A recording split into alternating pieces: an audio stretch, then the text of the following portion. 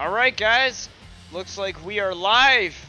Now, I didn't expect to do this today, but I had a lot of stuff already planned out for Season 4, and, you know, the pay-per-view arenas are already done. A lot of the storylines are already written out. So, we are here with RCW Season 4. I didn't expect it to be as quick, as we only finished the Season 3 a couple days ago on the 8th.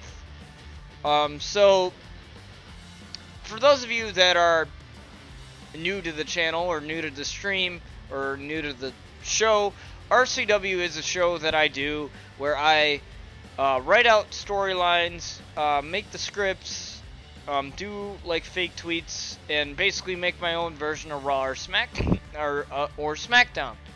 And I incorporate custom characters like custom superstars, and as well as the WWE 2K19 roster. And we sort of plan it out.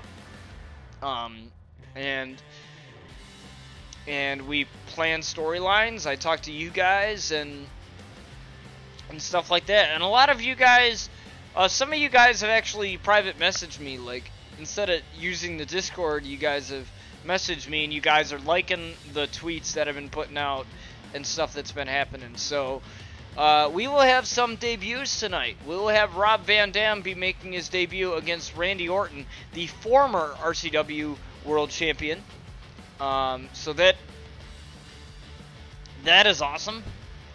We will also have Jax Donovan making his debut against Aleister Black in a no disqualification matchup tonight. So that'll be insane.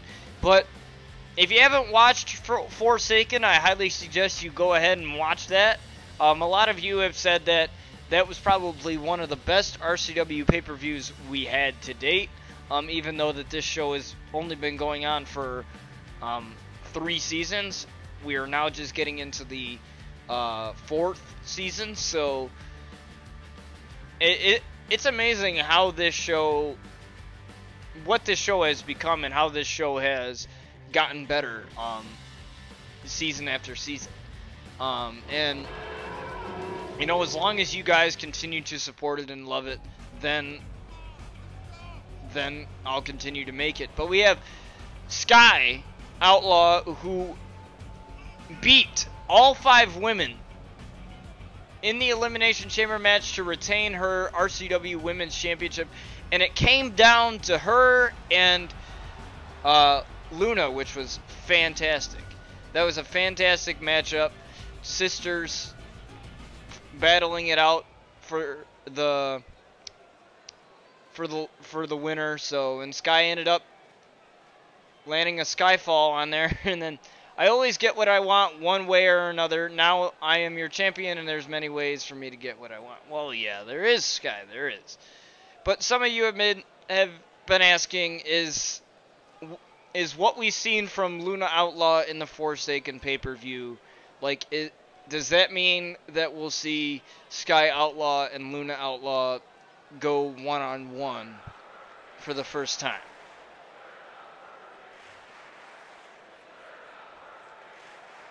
So, she's wondering why she still gets booed. No, you have to use titles. You have to use titles. It's not points. It's titles for the command carry. It's titles for the command. So the pay-per-view went really well, I think. A lot of you guys, especially my buddy John there, he said that it was very dramatic seeing Luna Outlaw kick out of Skyfall twice. So I didn't expect it to be this soon to have. You didn't miss anything, Anna. You didn't miss anything. But you know, you have Sky here talking about how the championship looks good on her and posting it all over social media, and I hope I get a ton of likes. And yes, you did. After that, you know, we've seen a little bit of conversation happening between the two Outlaw sisters, Sky and Luna, and Sky spoke very good praise, for her sister Luna, saying that she has a lot of heart. Which, honestly, I think John put it metaphorically. Luna stepping up to Sky, you know, kicking out of her own sister's finisher, not once, but twice, and then finally going down for the count at 3. But we see Luna Outlaw making her return to in-ring action here on RCW, because before that, before the pay-per-view, it's been a while since we'd seen Luna Outlaw in the ring in last season. So you know, it should be interesting to see if we get a Luna Outlaw versus Sky Outlaw at one of the pay-per-views this season, which it's either going to be Riot or Anarchy.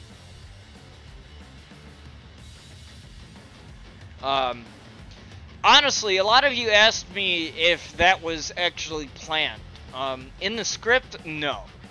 When I script that match, I did have Sky retaining the title. So that, I can tell you, that was planned. That was planned, having Sky win the title. I just didn't think it would have, I just didn't think it would have come down to the two Outlaw sisters. I had no idea it would have been Luna and Sky going down, but you know, it's gonna be interesting this season. I guarantee you guys are gonna like what I have in store for this season. I guarantee the booking is gonna be a lot better. And honestly, a lot of you guys have been wondering, you know, is Sky gonna care if she loses the title to Luna? And I don't think she is. This is the official season 4 premiere. This is the official one. Yes. Let me make sure we have. No, you weren't booked in the match because you weren't booked in the match, Carrie. Your time will definitely come for a title shot. It's just that's how the storyline played out, and usually I don't change the title matches right away unless something I can incorporate it well enough into a storyline, like somebody gets injured or whatever happens, you know. Because we've had that happen on Lockdown before. We had Chris Danger getting injured, so he's going to be out for a while on Lockdown, but due to a concussion. But you know, it's stuff like that that might change title matches. But odds are, once the title matches are, you know, booked and written out, and the storylines are written out for the title matches, there's going to be no changes being made. But like regular matches could be changed up. I'm good, Anna. I'm really good, actually. We had our club fair today, and it was, I don't know what it was actually called, but it was I call it the club fair because a lot of it's where we gather all the clubs of college that the college has in the forum, which is like this thing right when you walk in the college, and a lot of people come, and the students come there and they get more info about the clubs, and we had the radio station, so we had music playing. My buddy Brennan and I messed around with the radio station today when nobody was in there, so it was fun. We played some songs for the radio, and shockingly, they had my homie Dev in the vault, so I played some In the Dark and her song Naked featuring Enrique Iglesias, so that was kind of cool seeing my homie Dev in there, and that was kind of fun.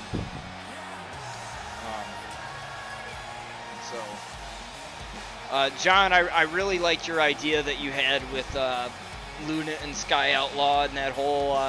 I liked your take on that. The thing is, you can't really script promos, Carrie. They kind of just do whatever it is, whatever, they kind of just say whatever it is they want to say, you know, it's not really...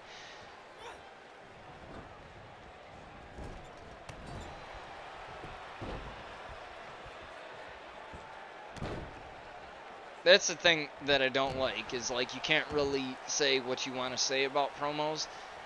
I kind of want a little bit more customization in the promo department, but as Luna gets a slap to the face of Ember Moon, imagine if Luna's able to win this here.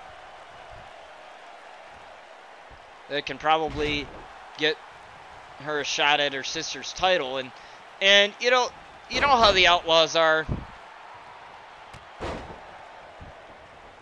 Yeah, there should be a setting for what type of promo you want. I mean, there are call-outs and, you know, to start off rivalries and stuff, but you can only choose, like, 4 different things. And, you know, a lot of it's, like, really generic and not, you know, and not, like, fully customizable. I'm not asking for something, like, drastic. I'm just saying, like, you know, there should be something where you can actually... like figure out what you want to do, you know, like there should be more options, you know, there shouldn't be just be the same old generic heel sayings or babyface sayings, you know, there should be something a little bit different. And the reason why I'm streaming on a Tuesday, on one of the days that I usually don't stream, is because I might not be home early to stream. So, I don't want to stream too late on that day, and I don't know what work I'll have to do for a certain class. So that's why I'm streaming RCW now. But in the case that I will be able to stream, I'll just stream another episode of Season 4. Like we kind of do, like we usually do, with 2 episodes of RCW and then 1 episode of Lockdown, which should be coming back this Friday. But next Friday I won't be able to stream. That depends on if I'm still going to see the Fighting With My Family Page movie with a buddy of mine on opening night, so that should be fun. But I'll let you guys know how that is once I go see it. I hear it's pretty good. And from all the snippets that I'm seeing on the Facebook page, it's pretty insane. As Ember Moon is on the comeback now, but it's been all Luna in this matchup, and another spear to Ember Moon, and Sky's just looking on. And, you know, the Outlaws, they love to praise each other. I've noticed a lot of times, even if they're going up against each other, because they are family, you know,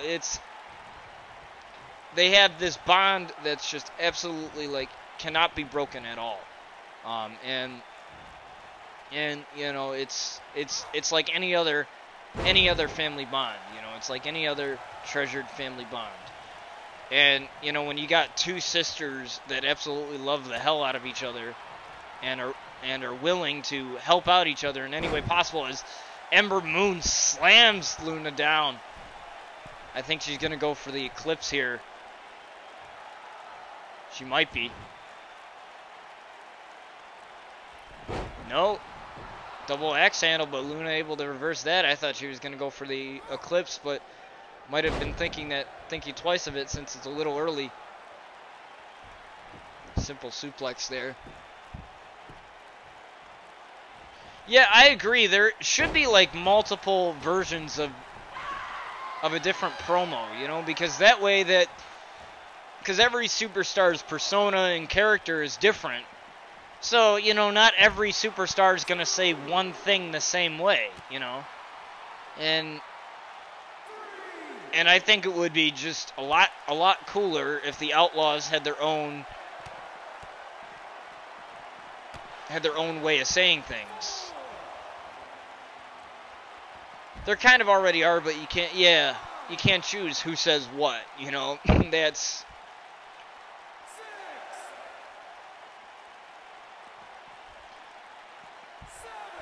Uh-oh. Referee's counting up to 8 here, and Luna realizes that, gets back in the ring. Luna is very smart for her age, only being 19 years old, and being the youngest woman we have on this roster so far. And Sky's hasn't been involved in this, hasn't distracted the ref in any way, or she's just kind of watching. Snap suplex again.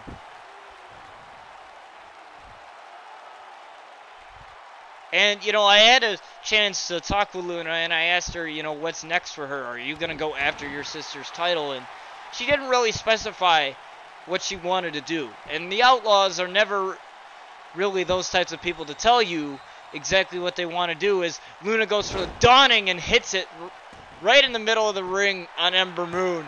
And I think that this could be the end here, and it is. And Luna wins. And she had a... Despite losing that matchup against her sister, she survived all the way to the end. Just because she didn't come out as the champion, you know, you can't take that away from her. The fact that she was able to survive that long in that matchup, you know, is pretty insane. By the way, I do have you know, in case any of you potentially want to redeem your titles, I do have, like, redemption alerts for that. So when you do that, whenever you decide what awards you want to have, and all the generic rewards are off. Like, I don't have those as an option, so don't do those. But the awards in my panels, if you're watching on Twitch, you can see what you can cash in your titles for. And if you do choose to redeem your titles, whichever reward you choose, there will be an alert that will pop up on stream, so I will know about it, which will be nice. And I'll just write it down, and I'll make sure to give you that reward for your points. Once you redeem your title points, you cannot gain them back. Like, you cannot, like, refund them. You have to gain those however many you lost back just by interacting with the stream and you know, doing things on stream such as hosting, following, subscribing, whatever, even watching the stream, even lurking, chatting also gives you points as well. So there's many different things that you can utilize to earn points in stream. So that's just a little tidbit there. But on to the next matchup as Luna continues her dominance. And like I said, it coming down to the Outlaw sisters was probably the best way that matchup could have gone, as the Outlaws are going to take on the debuting tag team of Bobby Roode and Chad Gable, the former Raw Tag Team Champions, as I believe the Revival beat them for the Heat Tag Team Champions on Raw.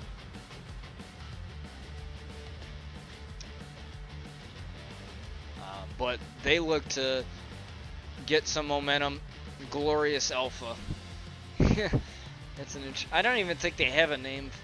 Is that their actual name, or is that just a name that you just made up? Because that's actually not too bad. But Chris Danger has aligned himself with the Outlaws and will be watching this matchup very closely. The Outlaws were able to dethrone the Usos at the Forsaken pay-per-view with their tag team move, which was called, I believe, I named it Fatal Lockdown or the Final Lockdown or something like that. I completely forgot the name of it, but it was along those lines, debuting a new move there, and they were able to utilize that to their advantage, thus becoming the new RCW Tag Team Champions. Now, as far as what does this mean for the Outlaws next,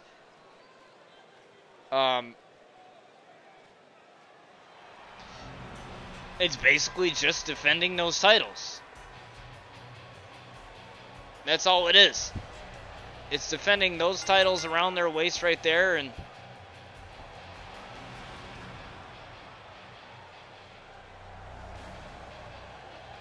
as they come out here with Chris Danger not too far behind them.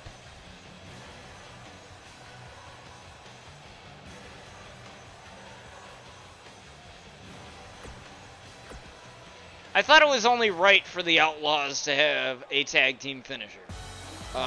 Will they always finish a match that way? Probably not. But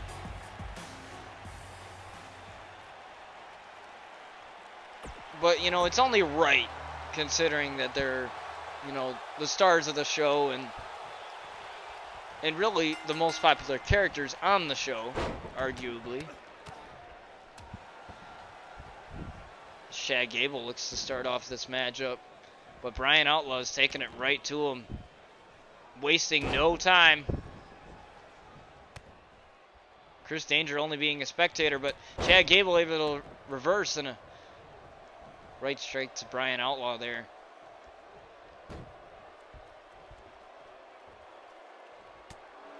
Brian able to get out of that with an elbow right to the leg and an arm drag. And a spine buster right to Chad Gable. I don't know why Brian went for the pin there a little early in this matchup, but as long as he gets right back on top of him, that's all that matters there. And you can hear the boo birds from the RCW crowd here as Brian doing very good work here on Chad Gable.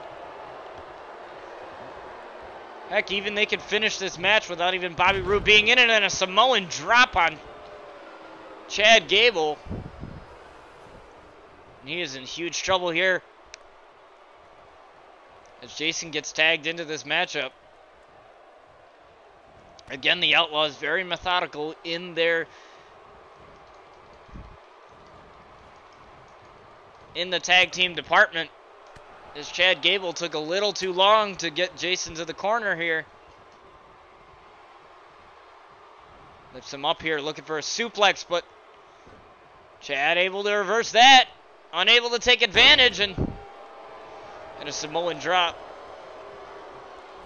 It's cool he's still in the tag division, but he could be very good as... I agree. I think it's cool that Chad is in a...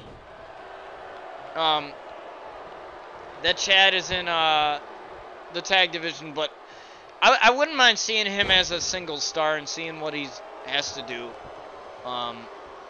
seeing what he's got.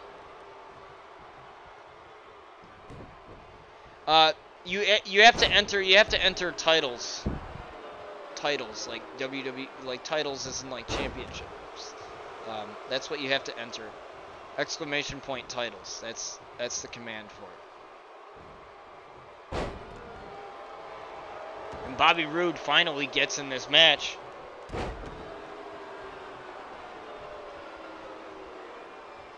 But again, Jason's right on top of him, planting Bobby Roode. Could that be it? No, Bobby Roode kicks out at 1. Or not even a 1 count, though. Not even. Yeah, I would have honestly preferred Shelton Benjamin and Chad Gable to stay together, and a big knee knocks Bobby Roode to the outside. And the Outlaws are very good out here. They can cause a lot of damage here on the outside. But a knee to Jason, and Jason able to reverse.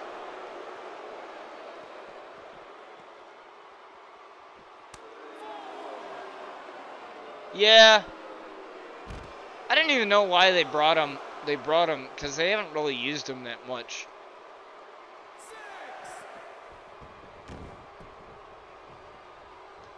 They haven't really used him that much, you know, since you know, Chad Gable has left. You know, they didn't really use him that much. Jason able to get out of that, and a bail kick to Bobby Roode.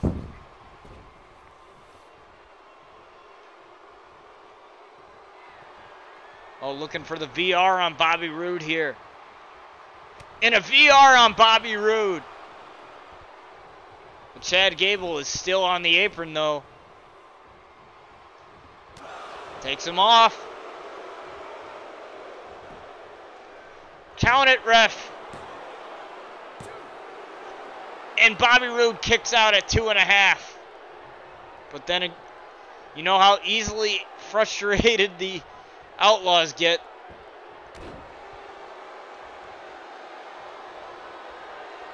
Brian Outlaw looking to hit the correction on Bobby Roode, but Bobby Roode reverses. And takes Brian down. Yeah, he is pulled from the Elimination Chamber match because of an injury. He injured his eye and he injured like his back or something. Like his eye is like swollen shut, dude. Like his eye looks disgusting. It's actually pretty cool though. It's actually pretty cool looking. Like how his eyes all swelled up and gross. And you know, it was kind of cool seeing Becky have blood all over her face. You know, when she got like the broken face or something like that. That was pretty dope, seeing all the blood like on her face. I thought it was kind of funny. When it was Ronda and Becky Lynch in backstage or something, and she said something about her sucking at promos, so they got to do it back there. She said something or whatever, I suck at this, so I have to do it back here.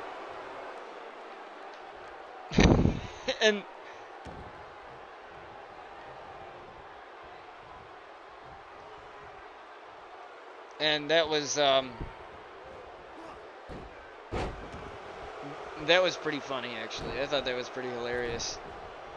Bobby Roode reverses, gets back in the ring, but Brian is right there to take him down.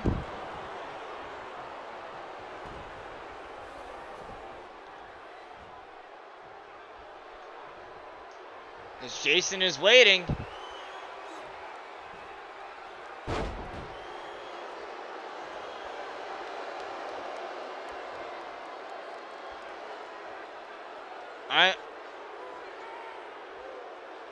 Honestly, I can't wait till the day Ronda is out of here.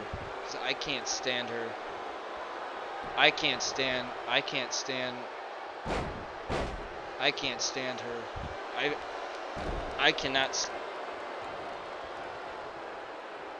cannot stand Ronda Rousey. I can't wait to boo the hell out of her just to piss her off. Like, I want to piss her off so badly. Like, I want to actually make her cry and get her mad. Because it's fun. It was so fun seeing her angry. It was so fun seeing her.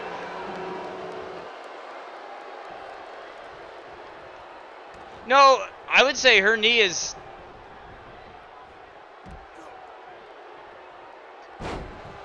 I mean, Nia Jax took her out, like, before the match. I mean, no, she never hit the floor, though. She never was technically in that match. Like, she never, I think when...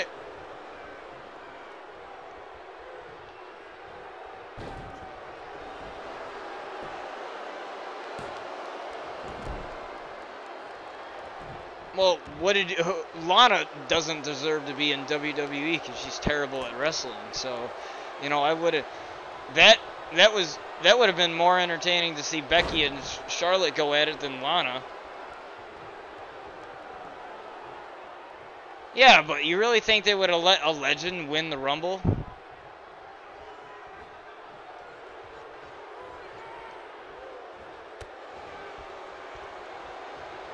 She was supposed to win that because she never got the match at Survivor Series because of the injury. And I think her and Ronda Rousey would be a great match. You know, because they both have a similar finisher, if not the same finisher.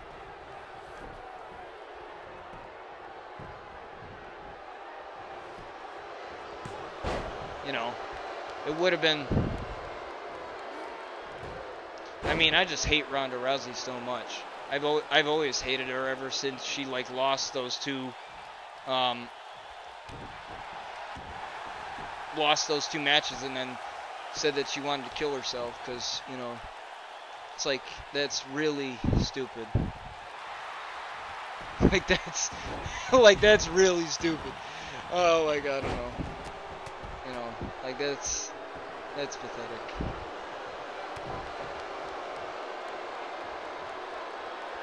And honestly, like, I liked Becky as SmackDown champion, you know. I just think that would be a great match for like a main event of WrestleMania, you know.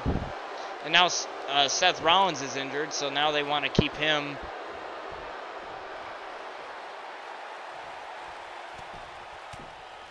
Now they want to keep him still going, so I was kind of upset, you know, that Seth Rollins got injured, you know, because I was really looking forward to seeing him in March because he was supposed to be at the live event in March that I'm going to, and now he's not going to be there, and I was really looking forward to it. Because I love Seth Rollins, man.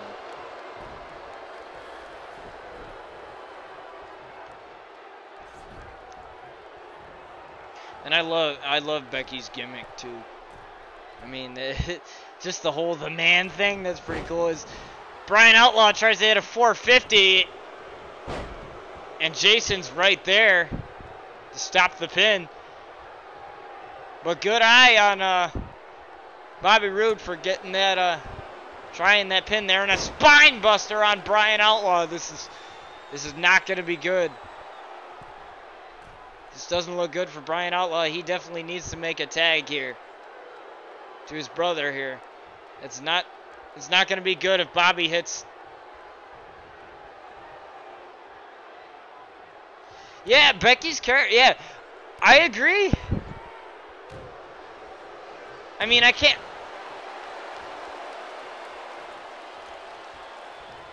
I agree. I can't stand Charlotte either, because her gimmick is, it's, you know, I mean, of course she's stealing, you know, Seth.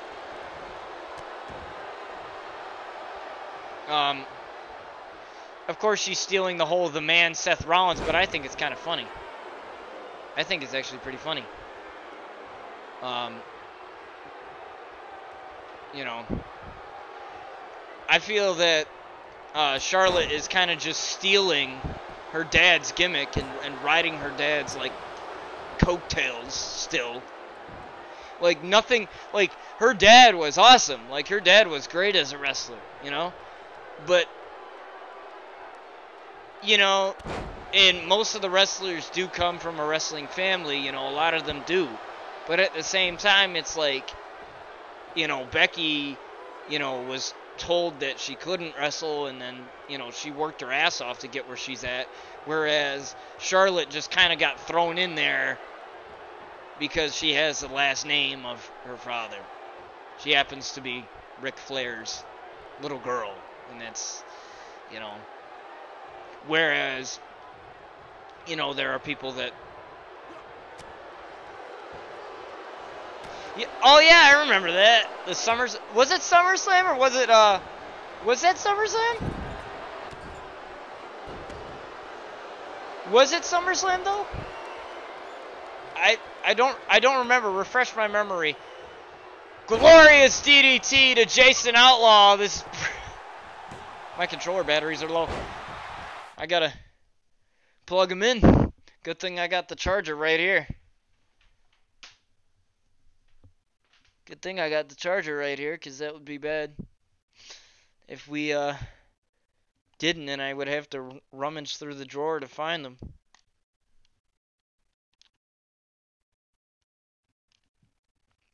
You know, but I heard, like, Becky's, like, you know, Becky's, like, home life or whatever wasn't, or I think it was, I had no idea that, wow, Chad Gable, Brian got up. I didn't know Brian reversed that. I didn't know Brian reversed that. I had no idea. Oh, and a spear to Jason Outlaw. Damn, what a match. Holy crap. I didn't even know Brian reversed that. Like, I thought he was gonna... I didn't even know what happened. I wasn't paying attention. And then all of a sudden, Brian just, like, comes out of nowhere, reverses that match. Oh, yeah, that's right. Now I know. Carmella was champion. Becky beat her down after she was robbed of her match at Riot. Oh, yeah. Yeah. Honestly, yeah. Yeah, now that you put it that way. Yeah, I remember now. I remember. Jason looking for another VR on Bobby Roode here. And another VR on Bobby Roode. Yeah, I think the story...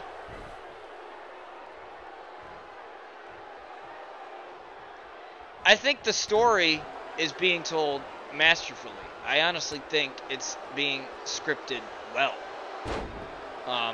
You know, but then you'll get those wrestling fans that'll complain about everything. So, but in my opinion, as a, you know, as a wrestling fan, like, not even as a Becky fan, as a wrestling fan, I think that story's being told well.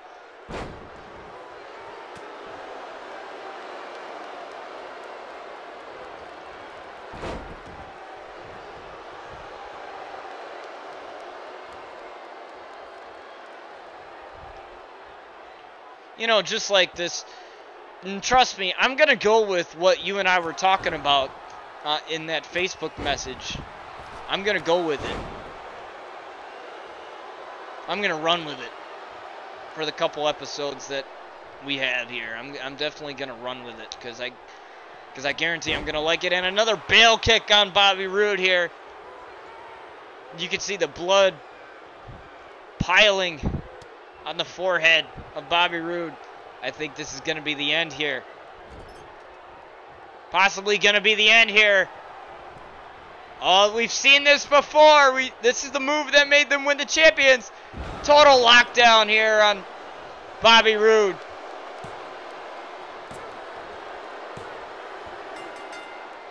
And the Outlaws win. Wow. What a matchup, though.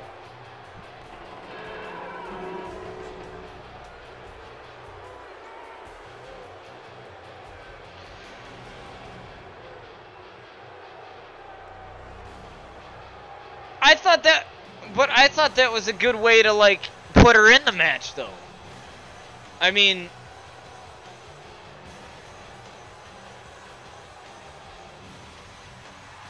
the crowd went nuts at it when she ran down that ramp, and they were telling her no, no, no, and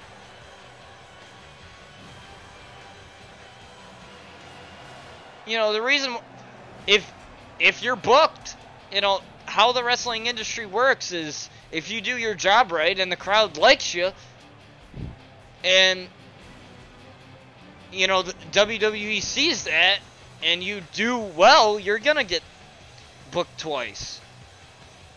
Or, you know, you're going to get booked in...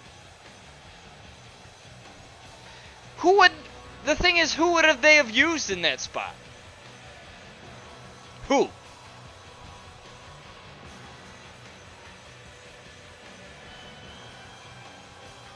Exactly, like they can't just leave a blank spot in the Royal Rumble match because Lana's ankle, you know, got busted up there in that Rusev match, and you know we all know that Lana was probably going to get eliminated in like 5 seconds. You know, yeah, nobody is as Ronda is on a hot streak.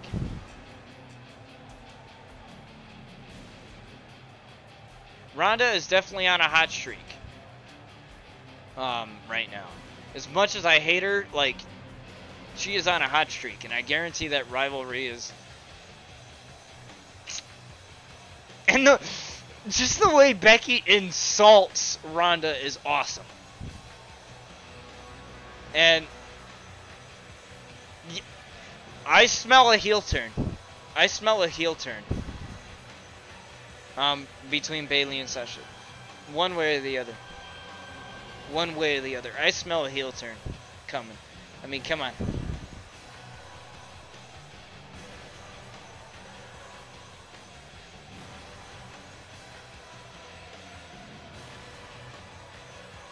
Bayley and Sasha, no. They're not. I mean, when's the last time? I mean, we had Sasha.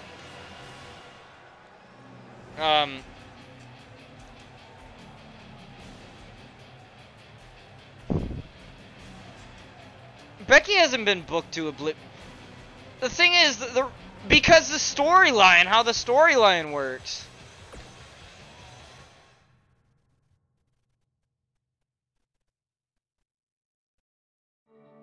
It's because of how the storyline works.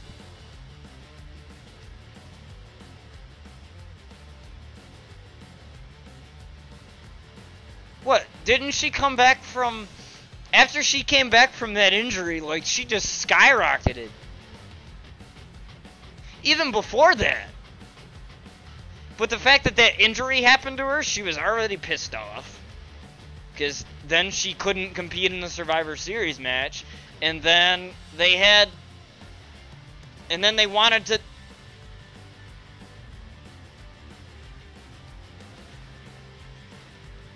Well, I say that she earned her right in that match at Survivor Series champion versus champion. And because they didn't do that, because they weren't able to do that, like, that was a match that probably would have been amazing.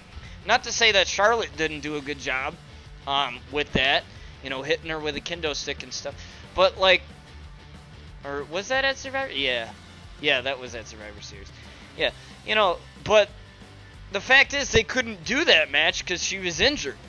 So why not have her win the Rumble, you know, because everybody wanted to see that match. The crowd wanted to see that match. And because Becky couldn't be in that match due to injury, they still wanted to go with this storyline. See, Ronda and Becky, they work well together. Becky made Ronda uneasy in that promo there.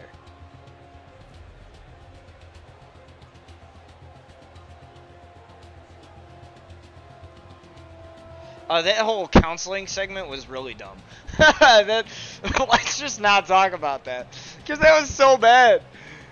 What the hell was that? What the hell was that? Like, you know, I'm a Becky fan, and, you know, I just think from a storyline standpoint,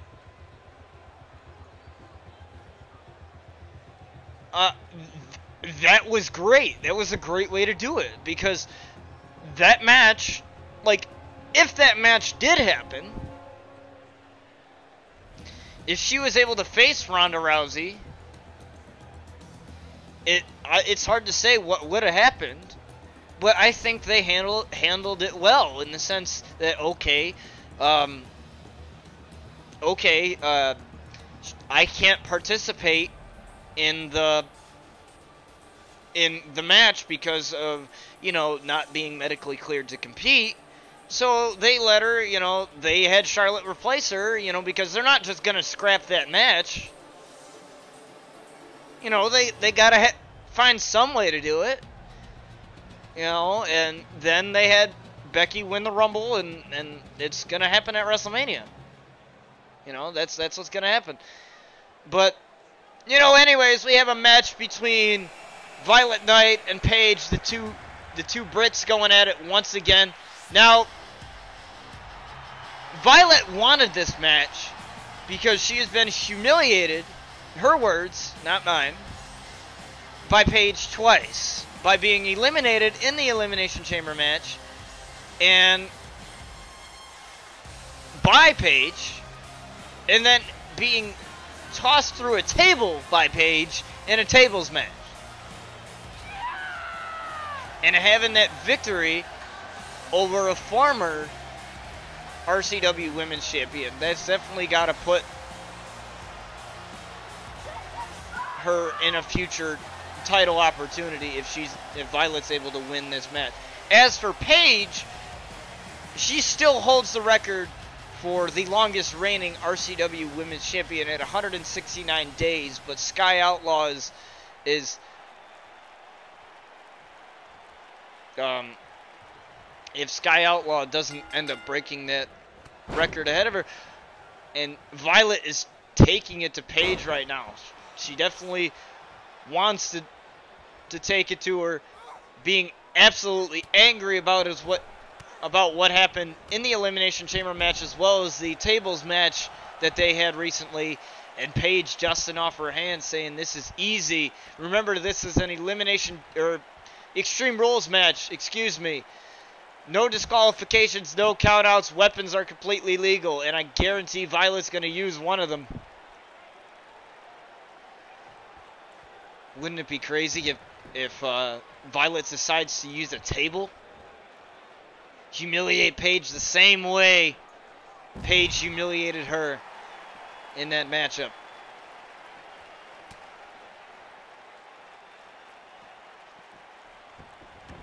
As Violet throws Paige back in the ring. Oh, she's looking to go underneath the ring here. Selecting a steel chair and hitting Paige with the steel chair.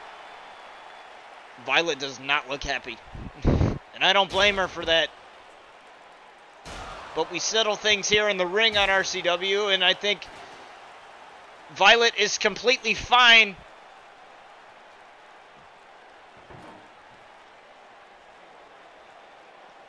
with possibly re-injuring Paige.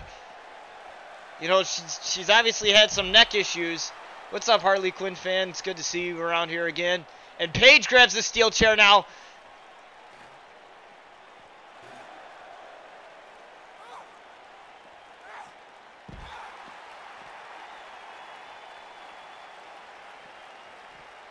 Now, if Sasha and Bayley were to win the tag team titles, where do you guys see them going with it? You know, where do you guys seeing that storyline? Oh, you're just on another. Okay, it's Paris. Okay, that helps a little bit. How do I get out of this here? I guess I have to hit an object, and Violet gets a kendo stick, but misses. The tag titles might be cross-brand. Oh yeah, right. Because I don't see why they would. They don't have enough women to make separate tag titles. I don't think so. It would make sense for the tag titles to be cross-brand. And Violet again using the kendo stick in hand, and another shot to Paige with a kendo stick. And Violet going to the outside of the ring here. Grabbing the table. What are we going to see here? We might see the same thing happen. And Paige says, this is my house. But I think Violet's got a different story as she goes for the pin on Paige. I think WWE's... That would be great. That would be a good match.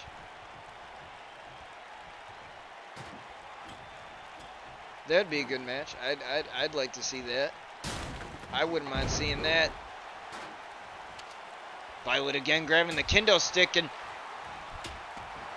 just absolutely destroying Paige with the kendo stick. All of the anger that she has built up.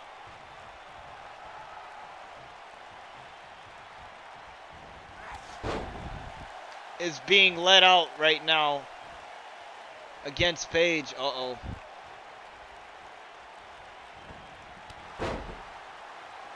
Iconics, yeah, I feel like they've been underused a little bit. I feel like they've been underused. Violet going for the super kick on Paige, and she lands it.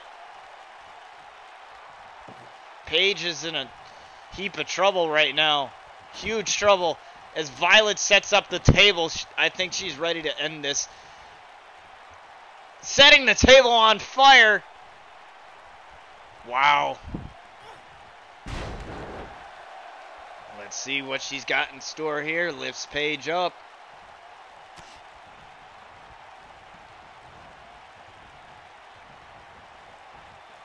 They have been jobbing them, and even then, you know, I would like them to see them win.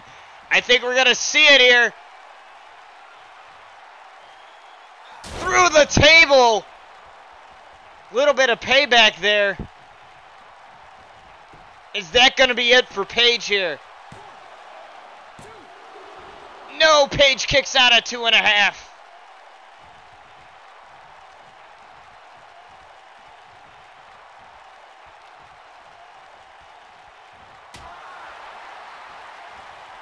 What, Sasha is? I didn't even know that she was injured. As Violet continues to punish Paige here.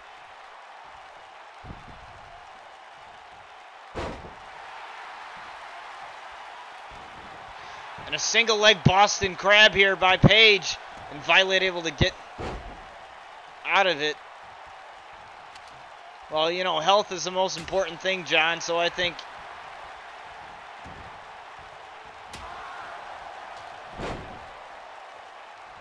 it's better for Sasha to rest up a little bit.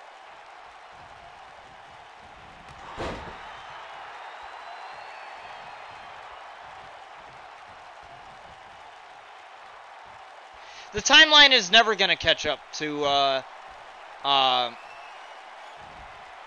RCW. Because it's always going to be 2 years behind. So, you know, because of that time jump, there's no way that Lockdown is ever going to catch up with RCW. That doesn't mean that we won't see Lockdown superstars here on RCW, because RCW takes place 2 years after Lockdown. So anything can happen. So we might even see Mercy Phantom in the future. You know, things like that. As Paige gets a roll up here, small package on Violet. And Violet reverses that, and again, 2.5. Working on the neck of Paige. That's a very critical spot. Uh-oh.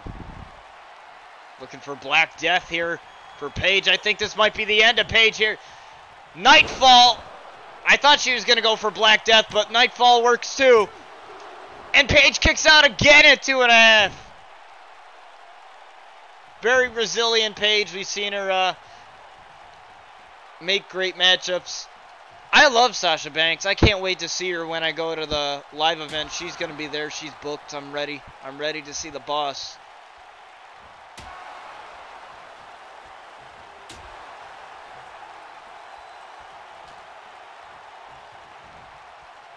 I'm all ready to see the boss. I cannot wait. I'm like right behind front row too, so I'm even more excited. And another super kick to Paige. And again, this has been all Violet. I love Bayley. I mean, I love Bayley. I mean, trying to keep it control myself.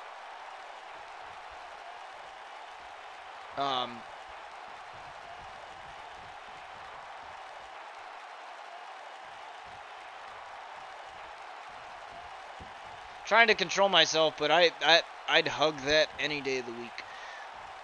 And Violet reverses into a small package here. And Paige again kicks out at 2.5.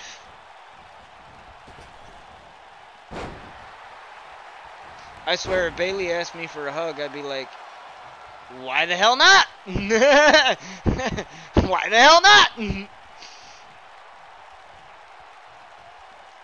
I'd be like, sure, sweetheart, you want to give me a hug? All right. I'd probably make a joke like, that's the only reason why I wear cologne in the first place. That's truly the only reason why I wear it. I don't usually like wearing it. As Violet gets planted with a rampage here, and Paige looks to get a win here. But Violet kicks out. Again at 2.5. Paige looking for another rampage here. But Violet reverses that one. Just slamming Paige down.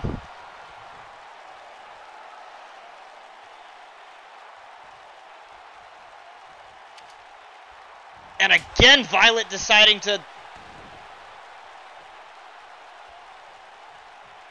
Oh yeah. Oh yeah. You're talking about the Alexa segment, right? Where she just bashed Bayley the whole time?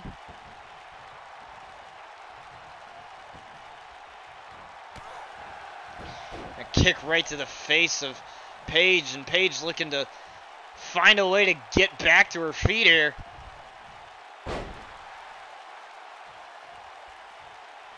I love Alexa, though.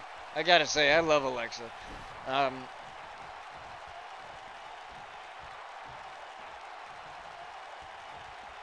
love Alexa. Oh my god.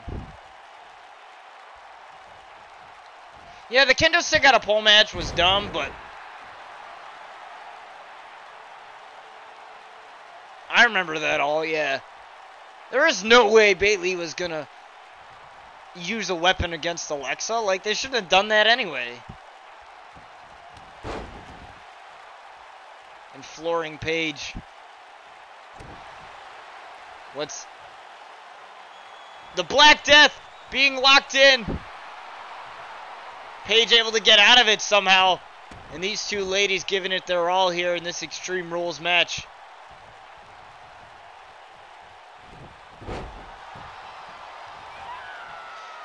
Paige letting out a scream, and you know when that happens, all hell breaks loose here. I mean, she was given the nickname Miss Hell in Boots, so, you know, there's good reason for that one.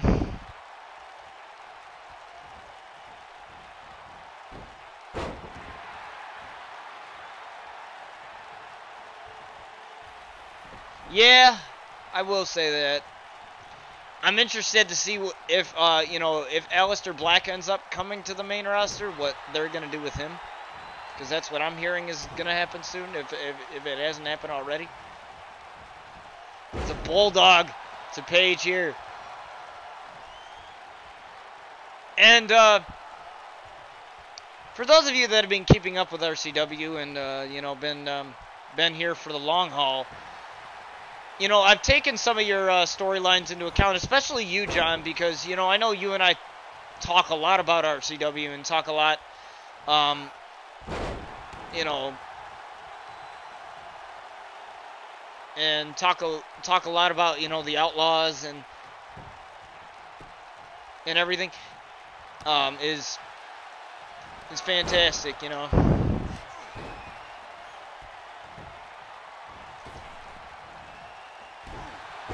Seven times. She's won 7 times. Charlotte has won... She's won... No, I think she's won 7 times. Could have sworn she's only won 7 times. And again, flooring Paige here. Looking for the super kick again. Oh, she's 6. I thought she was 7 time. Yes, she's 7 time. Yeah.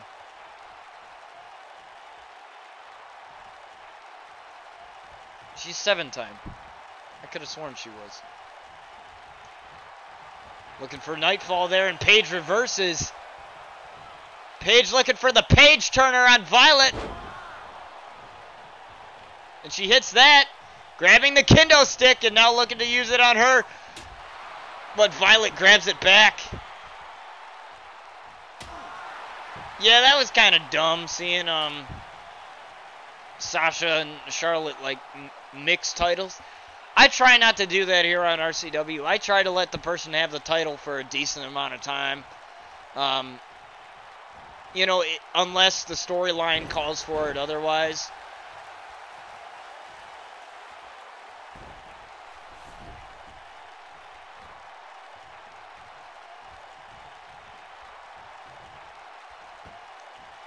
can't I do the signature? Violet going for the super kick again on Paige. Missing. Paige gets back up. Little miscommunication there for Violet.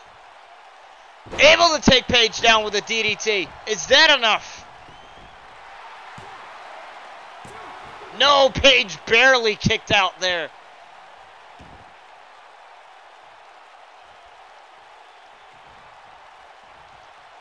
Uh-oh, but looking for the super kick. Let's see if she can finally connect it. Connects again with the super kick after the miscommunication.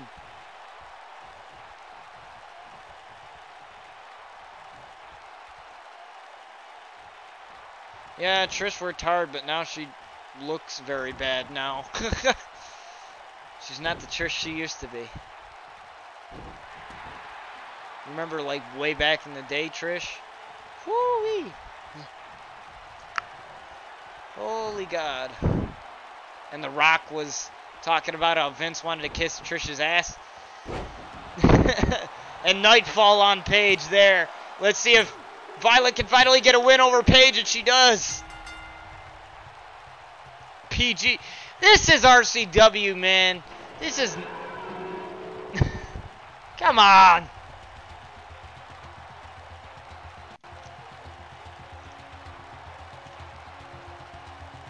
This is RCW, man. Screw PG, man. You already know. Have you seen the stuff that Brian Outlaw has done?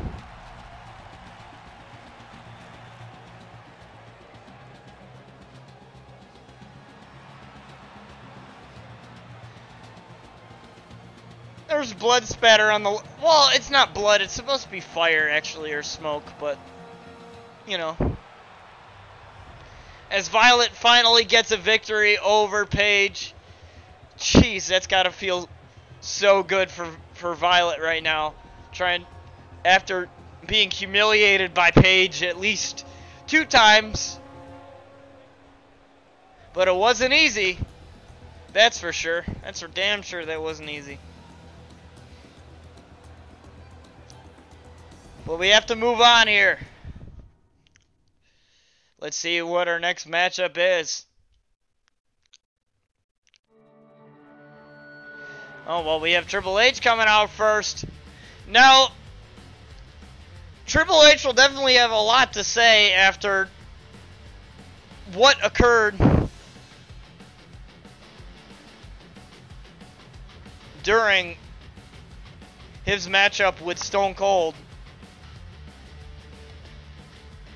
at the Forsaken pay-per-view, where Rob Van Dam shockingly made an appearance and attacked both Stone Cold and Triple H. So it wasn't just him.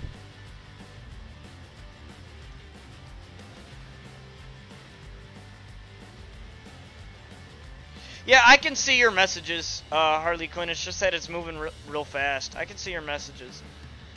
It's just moving real quick because of...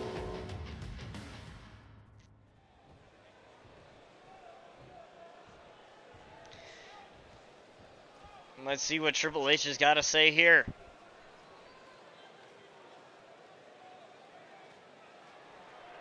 Ronda, I want her out of WWE. I can't stand that woman. I can't stand her. I hate her so much. I hate her. She can just jump off of a cliff. Okay, I hate her because she lost 2 fights and then then got so depressed and went on a talk show, started crying about it and being like, "Oh, woe is me! I lost 2 fights. Now, now I'm a failure. And now I'm like a terrible." It's like, no, it's like you are one of the greatest fighters of all time, and nobody can take that away from you. Even Holly Holm and Amanda Nunes, the girls who beat her, said that she's great. I'm not taking that away from her. It's just that, I know, about her personal life, and I know that, losing a championship and being on a run like that is insane. But it's not the kind of outlook it's not the kind of outlook that she should have had. It was very arrogant. And the fact that she didn't really give credit to the ones who beat her, you know, was kind of, you know. And I don't like anybody that does that. You know, I don't like anybody that, you know, I'm a positive person. Even when I lose, you know. I lose. You know, big whoop. You know, I get back up and I do it again.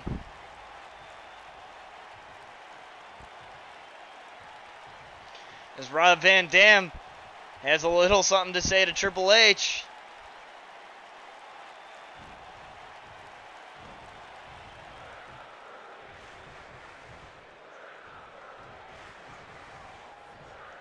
Whether it's wrestling in the ring or talking on this microphone, I want them to have a good time, and right now that means stopping you from doing whatever it is you're doing. Now Rob Van Dam, the whole damn show, he's very good at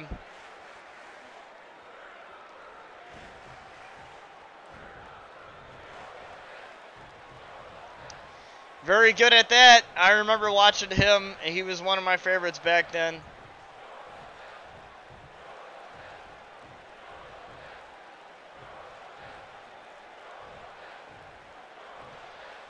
Triple H saying that Rob Van Dam has absolutely no use to him.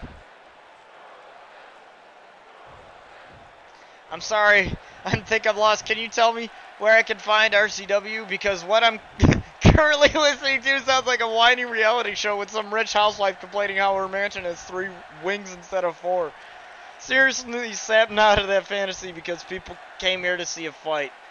Wow. Jesus. Are we witnessing the start of a rivalry between... And tonight I ain't asking no more. This is my ring, my house, my RCW universe, and I will ruin everything this company has to offer if you don't start respecting me. Wow, Triple H.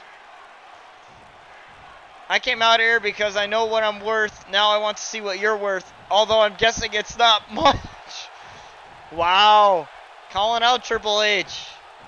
I don't know how many guys had the balls to call out Triple H like that.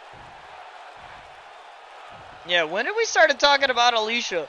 We were talking about Ronda like 2 seconds ago.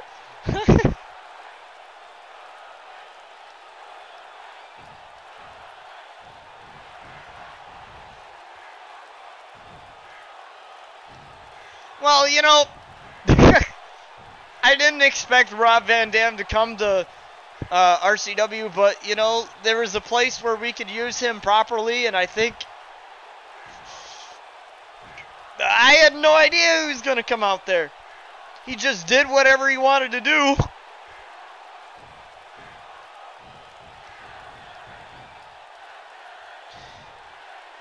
You're just talking in circles like a mouse in a wheel. Actually, I'd rather watch a mouse run in circles than listen to you say the same crap over and over and over and over.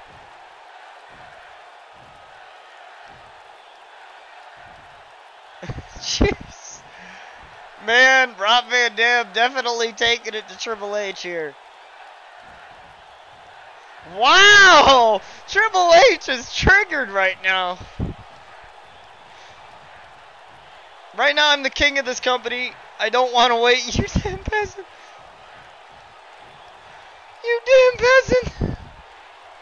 Oh my god. No way. Well, he is the king of kings, but he might not be the king of this company. I feel like I've wasted my time here like I'm talking to a brick wall. Except the brick wall has a better personality. Tell you what. Though I'm like a sledgehammer. I'm going to knock down some walls around here, starting with you. Wow. Yeah, Alicia was never really a star. I mean, what? She won the Divas Championship or the Women's Championship or whatever it was, and that was it? Triple H getting the last laugh.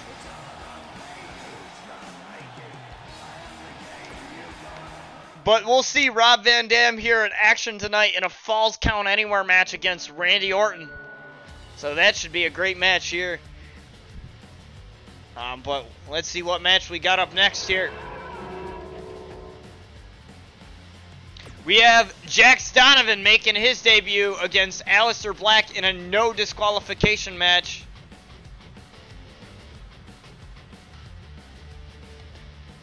Yeah, I agree with John. I will say she never meant... No, Alicia was never really a star to begin with. I mean, probably way back when, but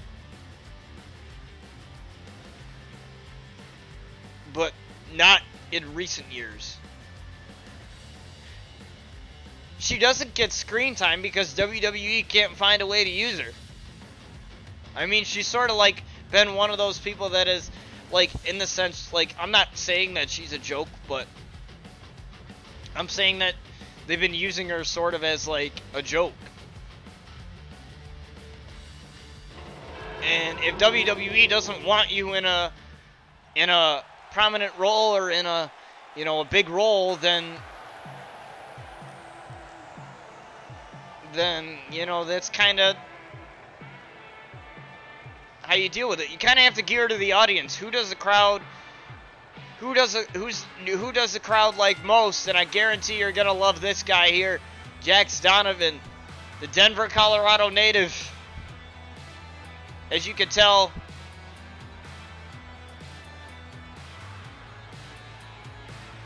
I can't remember a great Alicia Fox match. That, honestly, I can remember a lot of great Paige matches. I'm sorry, but I'm gonna have to agree with John here on this one. Not because he's my friend, but because he knows how to book people. He knows how the wrestling world works, and he's actually helped me a lot with RCW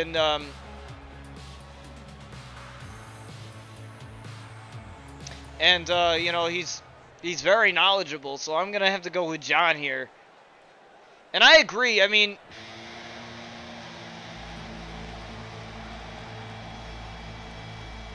I agree, you know, on the Northern Suplex thing, but other than that, you know, I really wasn't impressed with Alicia Fox, even in the Divas era.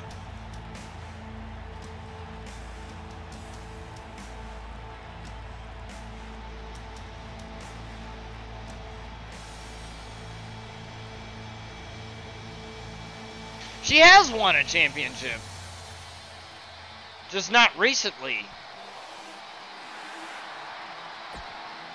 I mean, what would she do as champion? Like, what, like, I mean, what would her character do, you know?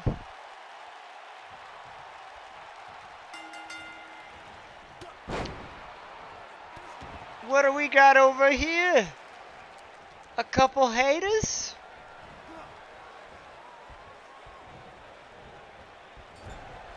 Yeah. Honestly, Alicia Fox is pretty bad at wrestling. I mean,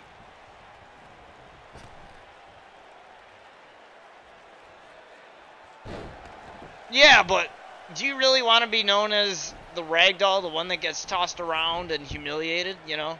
Do you want, like, do you want to have that be your thing?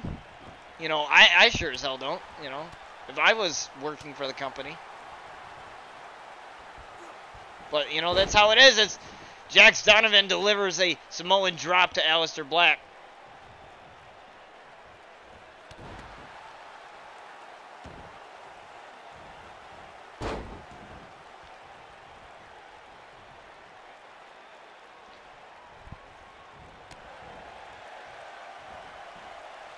Jax Donovan reverses. Looking for a single leg Boston Crab on Aleister Black, but quickly lets go of it.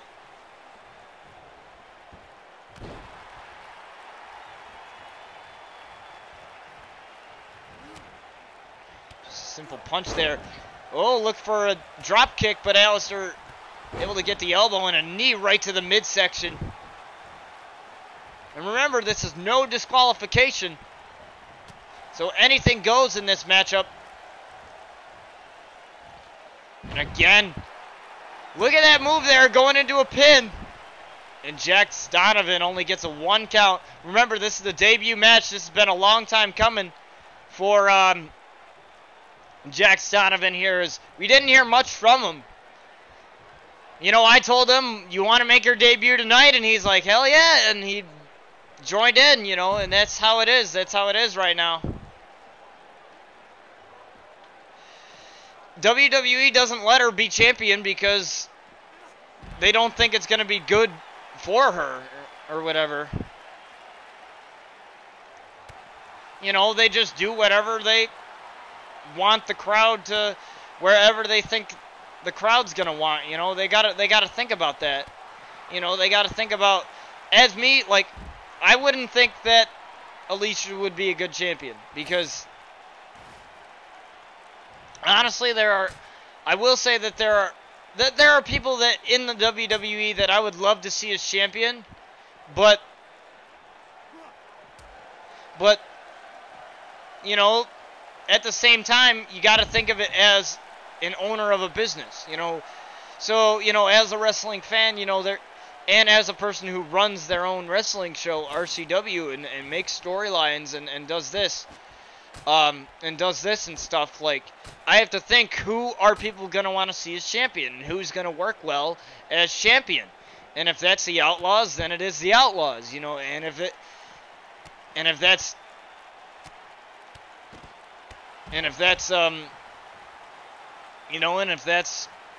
Jax Donovan, then it's 23% isn't that big. if you compare how big WWE thing. Yeah, I will say her Northern Lights suplex, like I said, that's a phenomenal move. That's a great move, but what does Alicia have?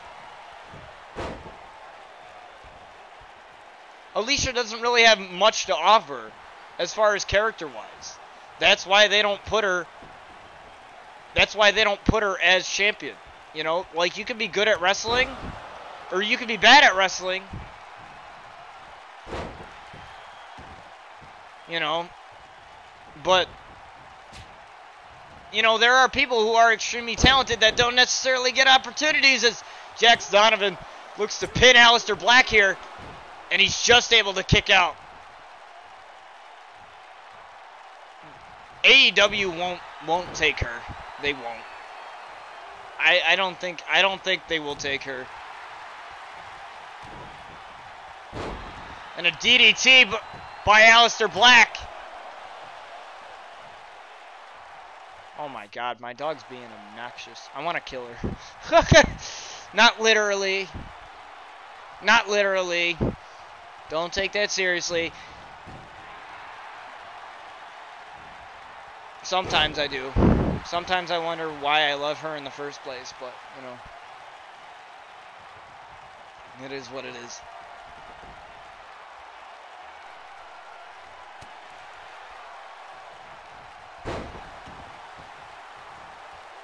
Escaping.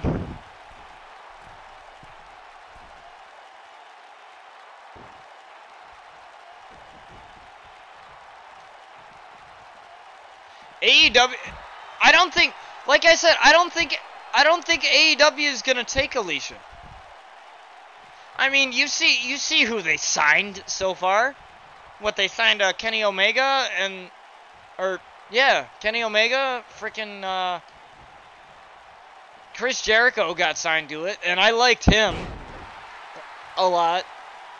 Especially even though you just made the list gimmick was kind of stupid. I thought it was hilarious. I thought it was funny. Like, I thought that was funny.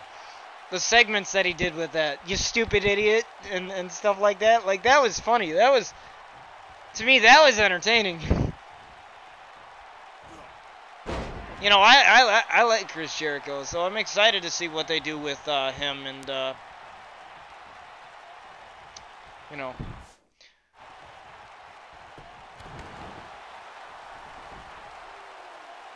Yeah, It's gonna be.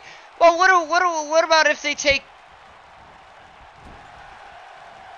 What about if they take? I'm not saying that they're gonna grow the women's division like to be like competitive or anything like anything near, what WWE has at the moment, but it could be a, you know, if they get a couple like, you know, they got Kaylee Ray, right?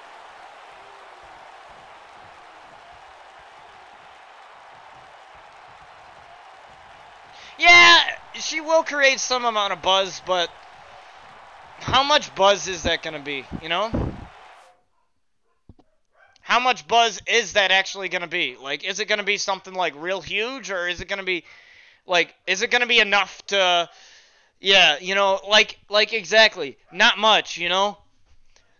Like, I mean, that's the thing, you know, when here, let me quickly, just say something real quick.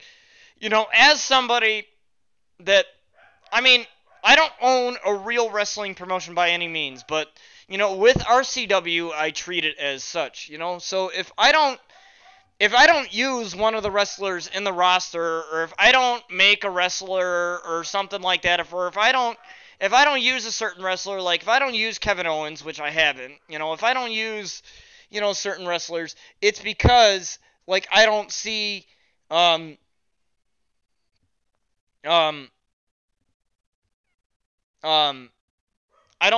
I don't see anybody liking that superstar, then, or if I don't see any possibility of creating good matches with that superstar,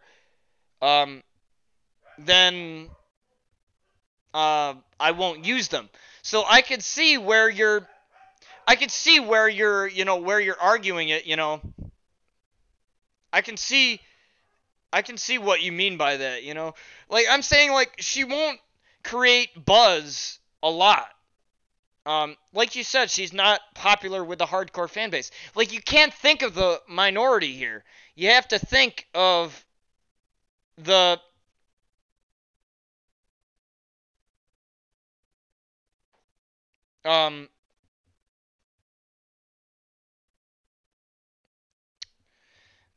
you have to think of the majority. Like I mean, I'm not saying I hate Alicia. I'm not saying, you know, I love Alicia either. But I'm saying, like, you have to think about, like, the majority of what people want, you know.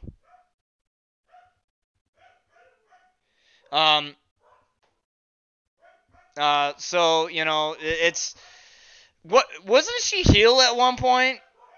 Yeah, she was never really good at anything. I hate to say it, but she was never really good at anything. Give me a sec, guys.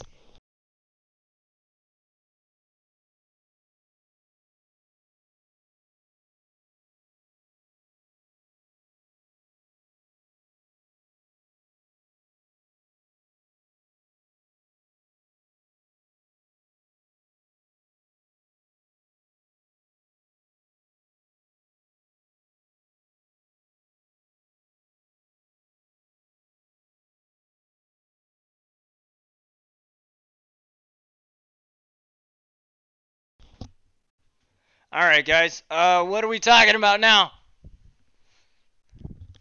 No, she wasn't great. She wasn't great. She was not great as heel. Now, Seth Rollins was amazing as heel. He was a great bad guy. That was a good heel.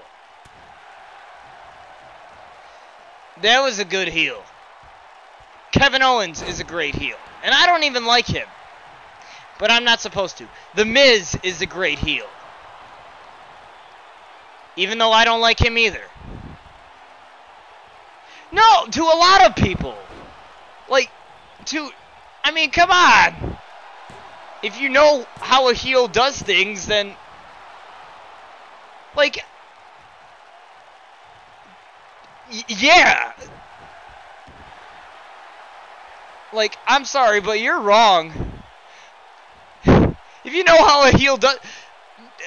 The Miz is a phenomenal heel. I can't stand the guy, but he's good. He makes the crowd boo him. The crowd absolutely hates him. You know, that's what you're supposed to do. I might not like him, but I'm not supposed to. He's a great heel. He's good at what he does. When my hand goes up, your mouth goes shut. You know, come on.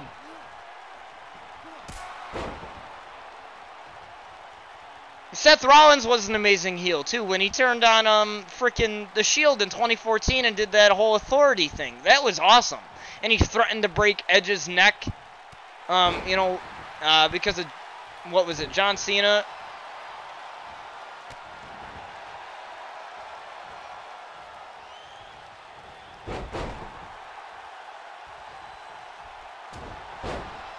But, you know, yeah. Honestly, Kerry, you're the only one that I've ever met that's actually loved Alicia Fox. Like, nobody that I've known that's a diehard wrestling fan, you know, has loved, you know, Alicia Fox. Enzo, yeah. Enzo, like, yeah, he sucked at wrestling as we get Jackson it up here from...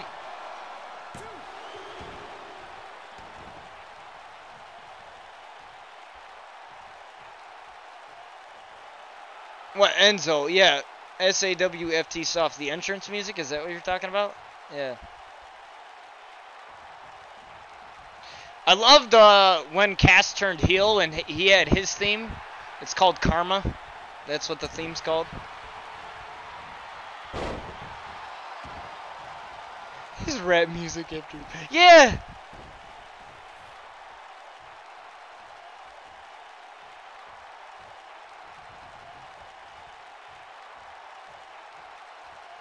I swear, like, if you look through my playlist on Spotify, a majority of it is wrestling entrance music.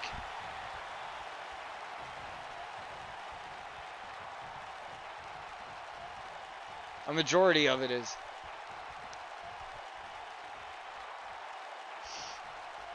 I think my most listened to song was Paige's theme song, I think. Honestly, I love that theme song.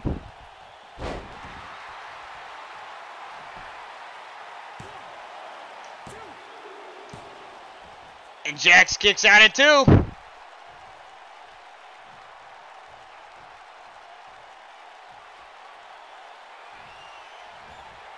Oh, looking for the knee again. But Jax reverses. Alistair reverses.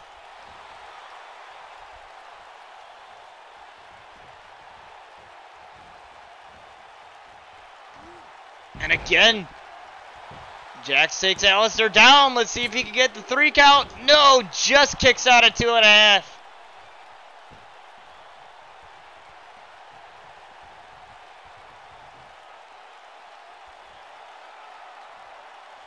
Well, yeah, she's put people over, but she hasn't really done much for herself, like in terms of her career.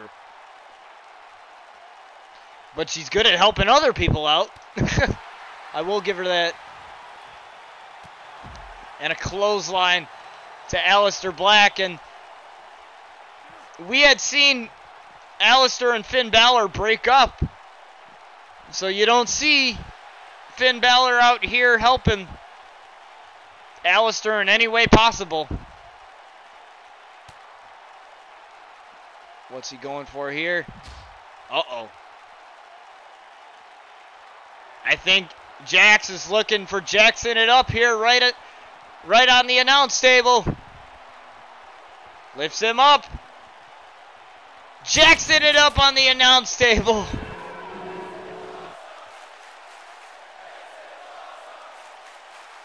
This is awesome, and that is right.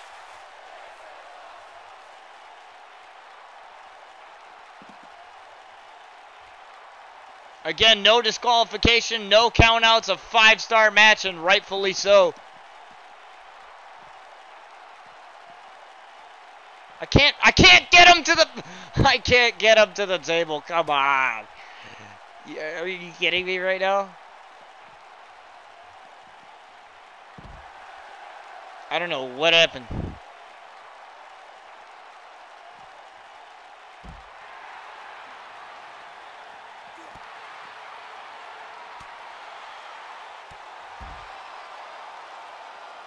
What was that?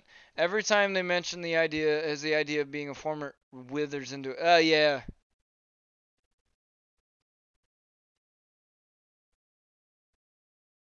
But you know, at the same time, everybody remembers when Paige became Divas champion. Like nobody's ever gonna forget that, you know, because that was her debut match. You know, like nobody's ever gonna forget that.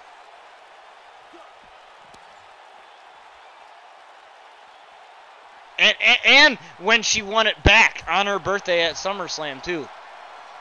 That whole rivalry, nobody's going to forget.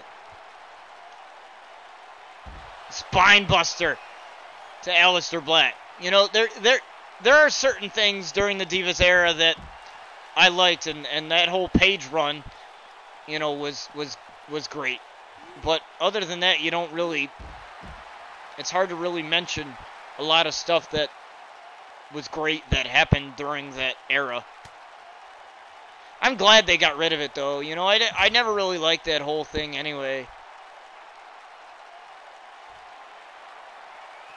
I like the whole women evolution thing and everything. As Jax looks for... Jackson it up again through the announce table, and he... impressing everyone in his debut here. Now, I didn't know when Jax was going to come, but like I said, I had a conversation with him, and I was like, you want your match tonight? And he's like, hell yeah, man. And here he is. And he's definitely doing a very swell job here. I think he's going to look for Jackson it up one more time.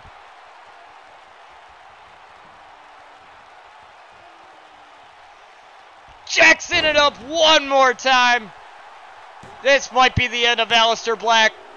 And yes, it is. Jax Donovan wins in his debut match here in RCW. And in great fashion, though, I might say. If you blindly remember her winning titles, but that title itself was an embarrassment. When it's one Alicia Fox's one accolade, it says, yeah. The Divas were never taken seriously to begin with until, like, I don't want to say until Paige came around, but Paige was the real big spark, you know, though. You know, when she became champion and youngest Divas champion and the only woman to hold the NXT women's title and the Divas title at the same time, you know, it's safe to say that that title started to not be as embarrassing. You know what I mean? Like, I mean, it wasn't Paige, it was AJ too, it was Nikki Bella, you know. But Paige was one of those, you know, that allowed the Divas to really flourish, you know. Because of the whole way that rivalry went and everything that went into that. So it was pretty awesome that she was able to change the game of how... You know, her and other women, too. Not just her, not just Paige, but her and other women, too, you know. But, you know, she was really the spark that the women's division needed because nobody was taking the women's division seriously. You know, I felt bad, you know, because women in sports in general, you know, have always been, you know, underlooked or, you know, and stuff like that. You know, in MMA, you know, until Ronda Rousey came on and went on a tear there. You know, and it kind of sucks, though. And for years and years and years, you know, that's how wrestling was. You know, it was the men in big matches. Now you have women in big matches, like the first ever Women's Royal Rumble. And all that. And the first ever women's TLC match, first ever women's Money in the Bank match. You know, we wouldn't have had any of that if it weren't for, you know, Paige and AJ Lee and all those other women that came after her paving the way for it. You know, we wouldn't have had that stuff.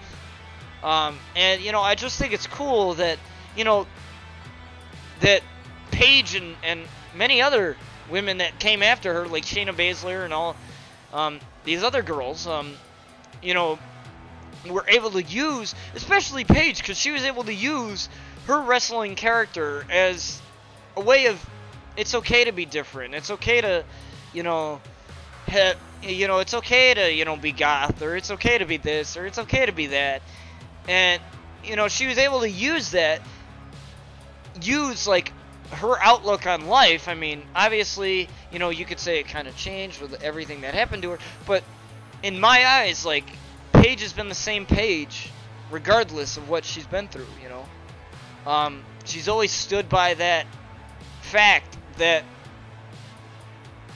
you know, being different is okay, and you know, her coming out as bisexual, you know, her being gay, you know, and dating Rosa Mendez for a while, you know, that was another thing that was, you know, really shocking.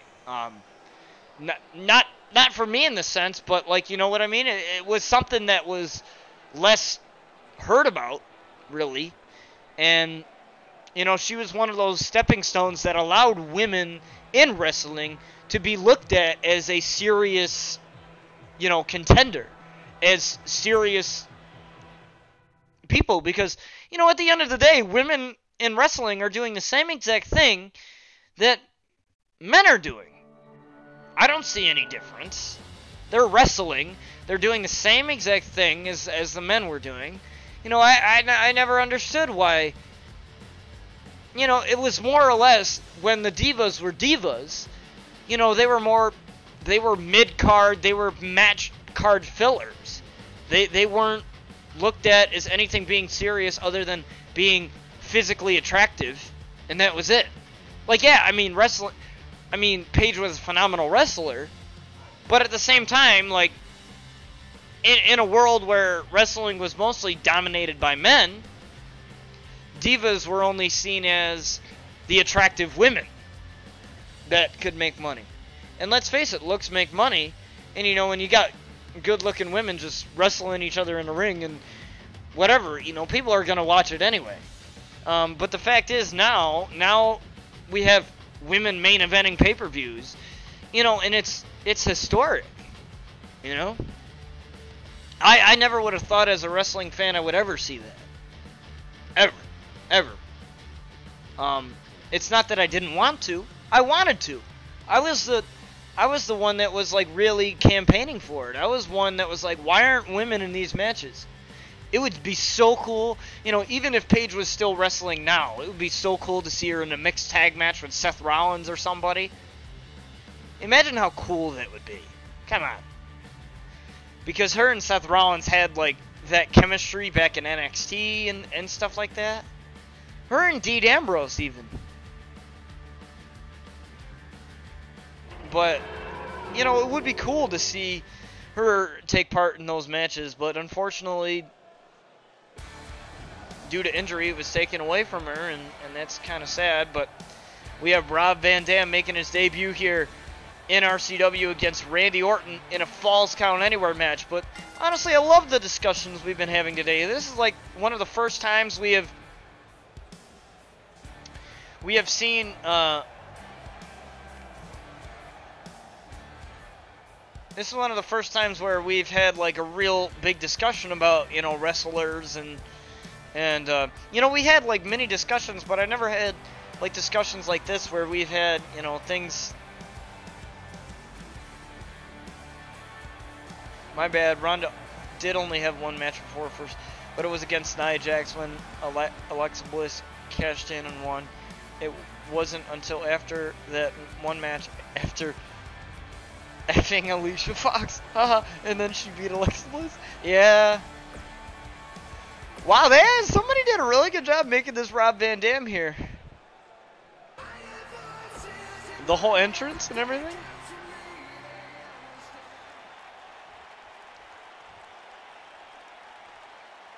Imagine if Rob Van Dam can get a win here over Randy Orton, the former RCW World Champion here. And by the way, we will hear from Edge the next episode of RCW, the new RCW World Champion. Wow, what a move onto the outside here we have from Rob Van Dam.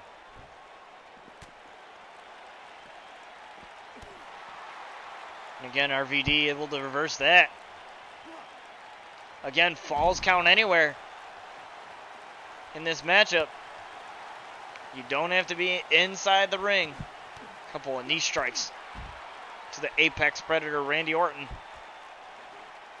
Rob Van Dam getting out a steel chair against Randy Orton. Randy Orton able to reverse. But unfortunately, he gets pelted in the head with a steel chair by RVD. And RVD just going ham on Randy Orton right now with the steel chair. Picking up the steel chair again. Missing. Little miscommunication there. Randy Orton able to reverse. Randy Orton able to take the chair away. Tossing Rob Van Dam back in the ring here. Randy's got to find a way back in, and the referee gets back in. Wherever these two go, the referee's got to go along with them. Smashing RVD's head into the turnbuckle. Again, the only appearance that he had made was at the RCW Forsaken pay-per-view where he tagged both Stone Cold and Triple H. We heard from Triple H tonight.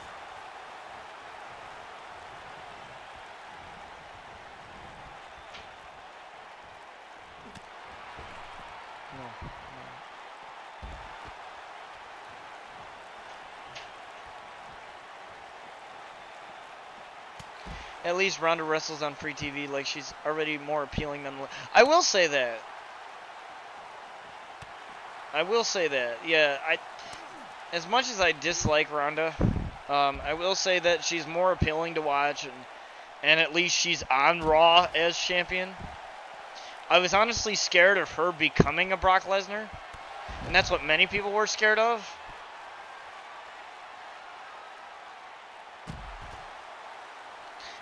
But at the same time, I have to give Ronda credit, for showing up and being there as champion.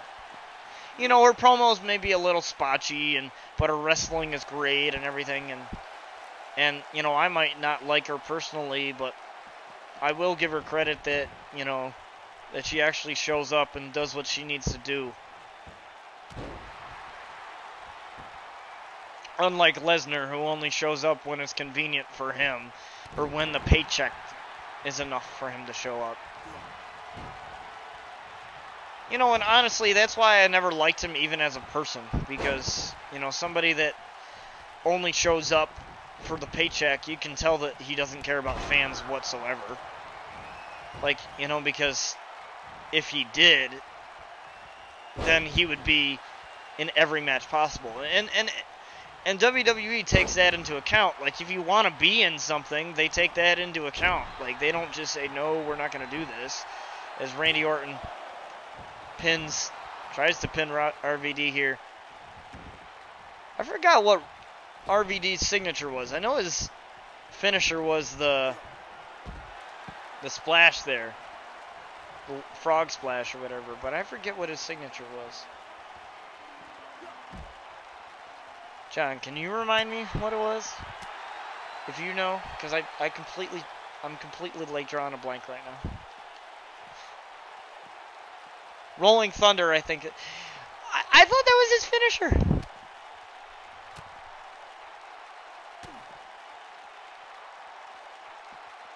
I don't know. I'll look it up. I'll look it up. I'll know it.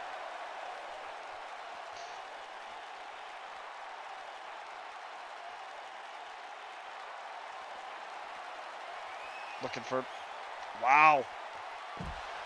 Planting Randy Orton on the outside here. Referee's going to have to take a little bit of time to get over. And Randy barely kicks out at 2.5. His finisher is a 5-star frog splash. Yeah, Rolling Thunder. That's what it's called. You're right. You are right.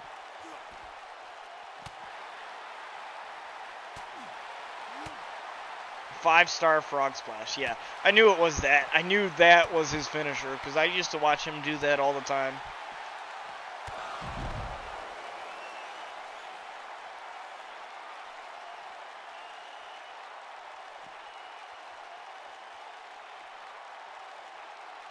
No, I didn't. Rob Van Dam's back in wrestling? He still wrestles?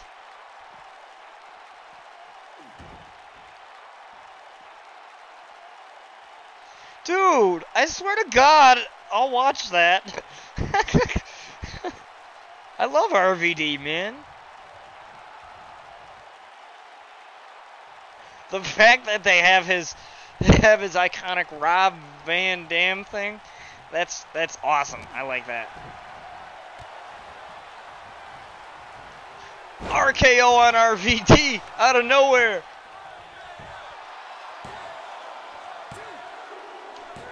And Randy Orton wins. It's free on Twitch, really? Really? Bro.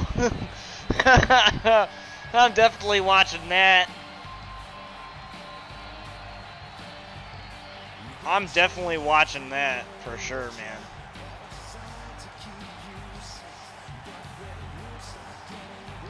Against the Lucha Bros. I know those guys. Impact is on Twitch because the channel of the show actually... Impact is on... Oh, it's Impact Wrestling. You're talking about Impact Wrestling, right? When you say Impact? Because I've watched that a couple times. That's awesome. I'm so happy that... Because I don't think I even have that channel. Whatever Impact...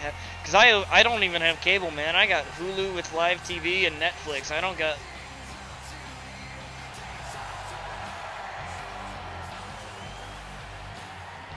Pursuit, that's the channel. Alright, I'll have that.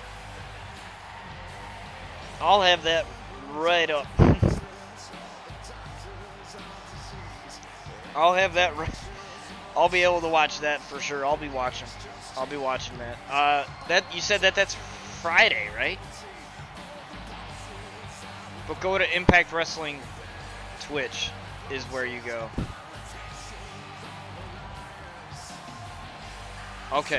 Okay, so I go directly to the Impact Wrestling Twitch. That's kind of cool that they allowed that to happen. Realizing that nobody really has that cable channel and finding another way to, like, stream it. You know, I wish a lot of people would do that. You know what I mean? Like, not everybody can pay, like, $200 a month for cable or however ridiculous amount it is. I wish more, like, sports would do that, you know? Or, like, you know... Have you ever watched Riptide Wrestling?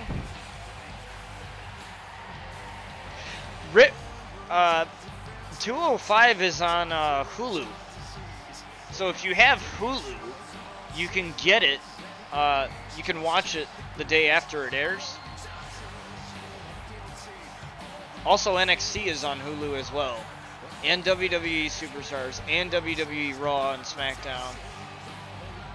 And Main Event. You know, all the WWE shows are on Hulu. So even if you don't have live TV and you're cool with waiting a day after, that's what I do for Raw and SmackDown. Even though I have Hulu with live TV and I get the USA Network, I just love watching it all the way through without having to deal with all the commercials. And I love being able to watch it on my own time. You know, because if I have nothing to do and I just want to binge and I just want to watch my wrestling, I'll do that. And if I missed NXT UK, I'll just watch NXT UK on the network, you know, and I'll do that too. But yeah, I'll definitely check that out because I've wanted to get into other wrestling promotions. I love indie promotions. I've been to a couple indie events.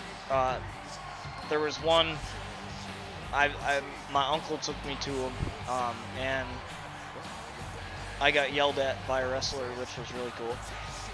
You've heard that story. I've said that story multiple times. That was fun. But yeah, I've been to a couple indie wrestling events, and those have been really fun.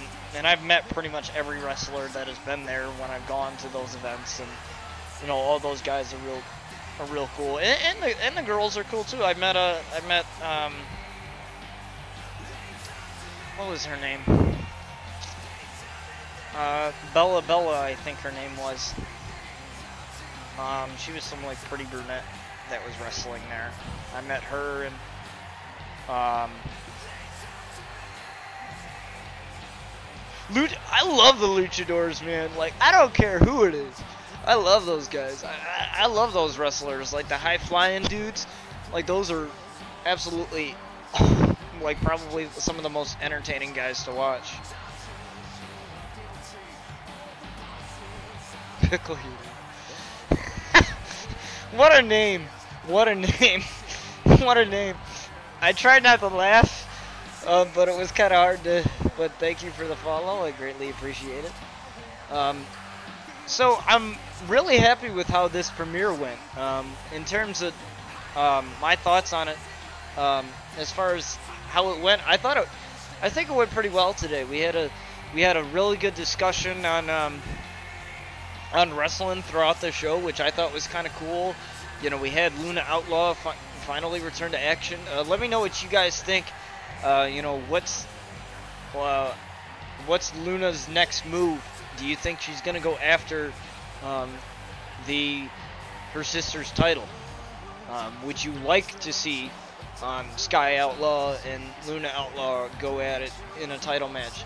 And if so, what match stipulation would you like to see them go into? Because that'll be taken into account if that match happens at the pay-per-view. Like, you know, like because every pay-per-view that we have here on RCW, the titles are defended. So any suggestion that you have regarding those title matches,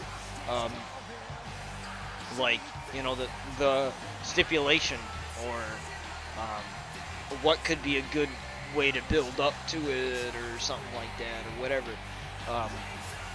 As far as like for the world title, I want to run something by you guys, as far as, you know, what I've been thinking about with the world title. You know, after seeing Edge win it, which was phenomenal, after seeing Edge win it, I'm thinking, now here's what I'm thinking, hear me out for a minute. I'm thinking of having it be, we're going to have a Fatal 4-Way matchup at some point within the season. And those 4 men are going to be determined by qualifying matchups. And then whoever wins those qualifying matchups, those 4 qualifying matchups, all of those winners will battle it out for the Fatal 4-Way match to determine the #1 contender for Edge's championship. And then we'll have that match at the Anarchy pay-per-view, whoever happens to win that. As far as the tag team titles and the Outlaws, like who's going to face the Outlaws, I kind of sort of have something in mind there. And even though it's the beginning of season 4, you know, I love to think down the road. Like, this is the perfect time to think, because, you know, things may change. Whereas, you know, if we're already 5 episodes into the season, like if we're already halfway to a pay-per-view, it's kind of hard to be like, oh crap, you know, what are we gonna do now?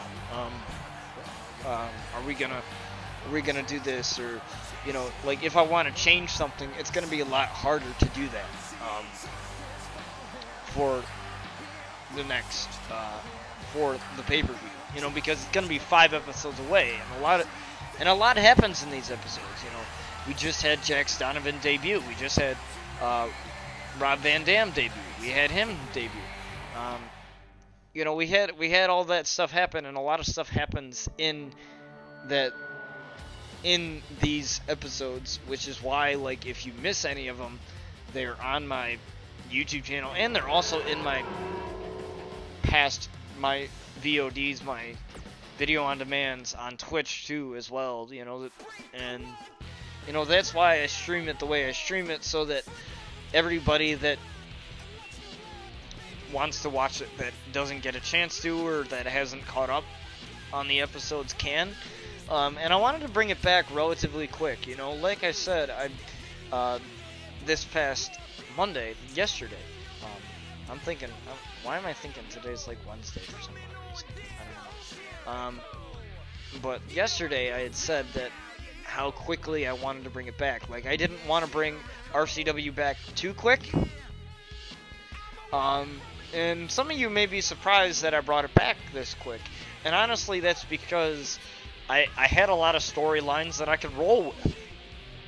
Like, my buddy John and I, we were talking about it, and we spent, you know, we have these tiny little conversations, like, you know, on you know, Facebook and stuff. We talk about, you know, what could be good for the pay-per-view and what could make a good storyline. And, you know, he was bringing up the Outlaws and this and that, and, you know, what could make a good storyline with them, and regarding Sky Outlaw and all the other Outlaws. You know, it's awesome. And, you know, he does know how to book guys, and I like that discussion that we had about Alicia Fox, you know, and the women's division.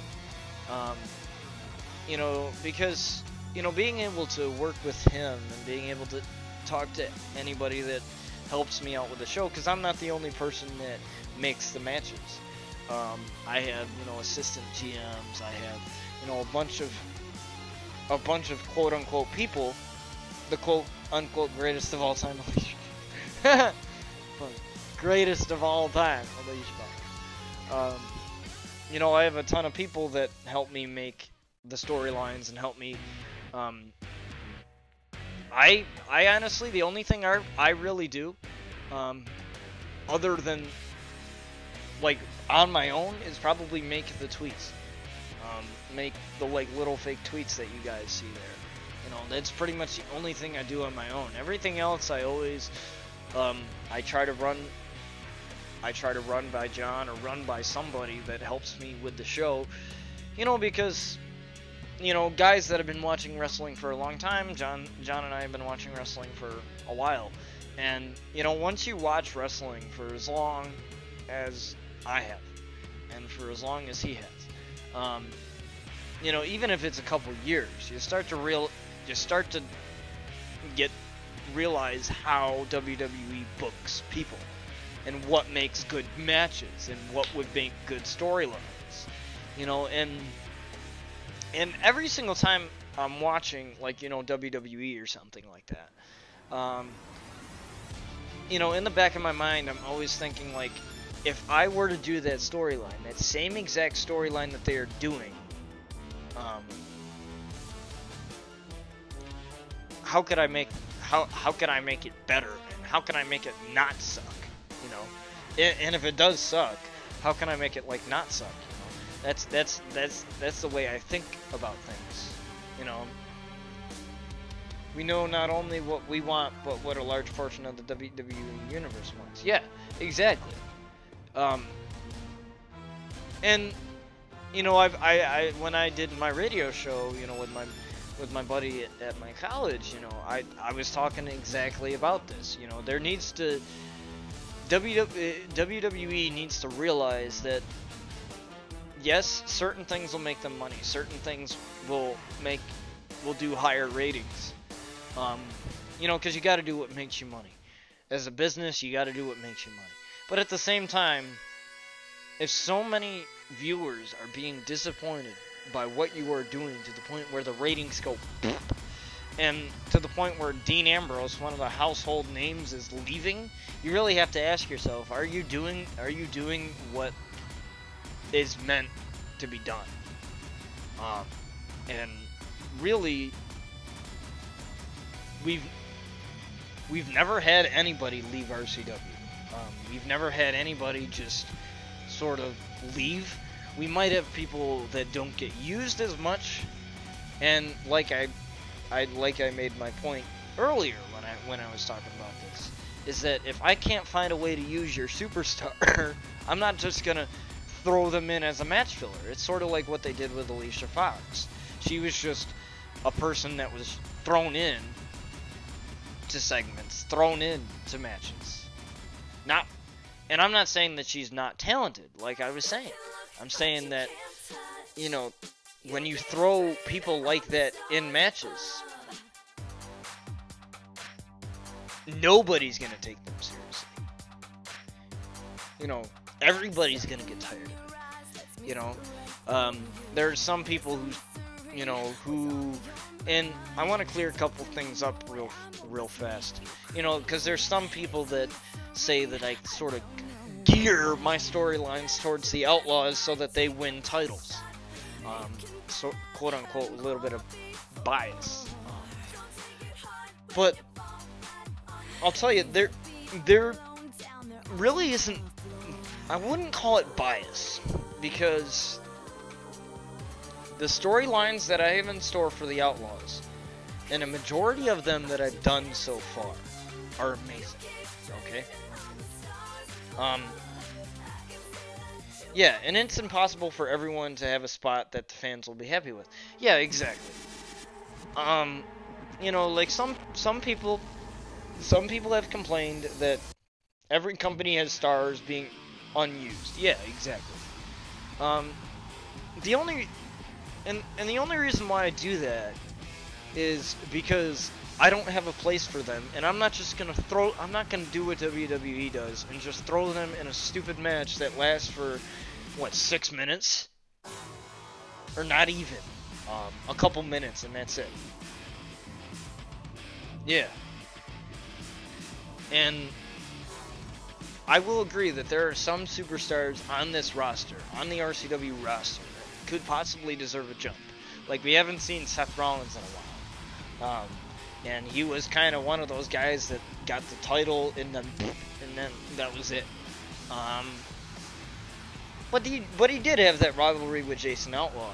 You know, so we'll find a way to incorporate Seth Rollins. I want Seth Rollins to come back. You know, because I love Seth Rollins, as, you know, he's probably one of my favorite wrestlers for WWE.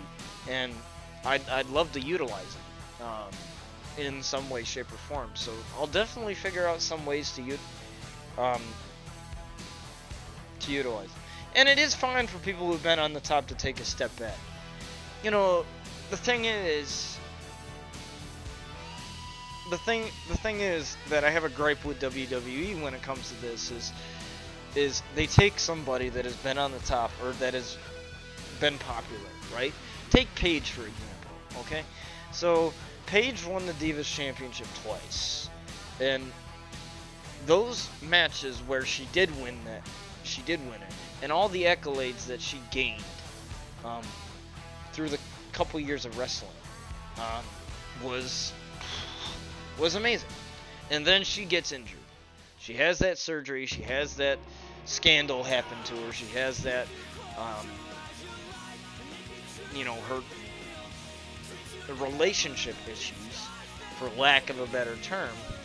And then she comes back with Absolution. I don't know how you guys feel about this, but I didn't like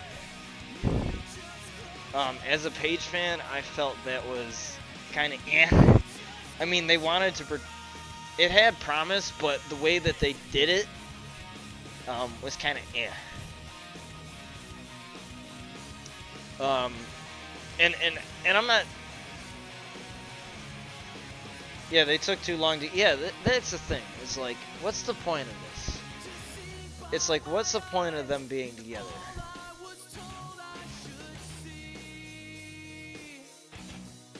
Paige was sort of the mentor to Sonya Deville and Mandy Rose, but it was sort of one of those things where it was like, what's the point of this? What's the point of them being together? You know, what is it going to come to? You know, like when they did Team PCB, Paige ended up turning heel on Paige, Charlotte, and Becky, and then that started out a rivalry between Charlotte and Paige. Now that was good. I like that. But to me, you know, if Absolution continued, if Paige didn't get injured at that house show and stuff like that, and she didn't end, shockingly, she didn't end, then I would have been asking myself, like, what's the point of this storyline?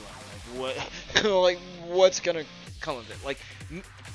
Like me, even as a Paige fan, I've questioned how they've done things. Like, I mean, if it's Paige, I'm gonna love it either way.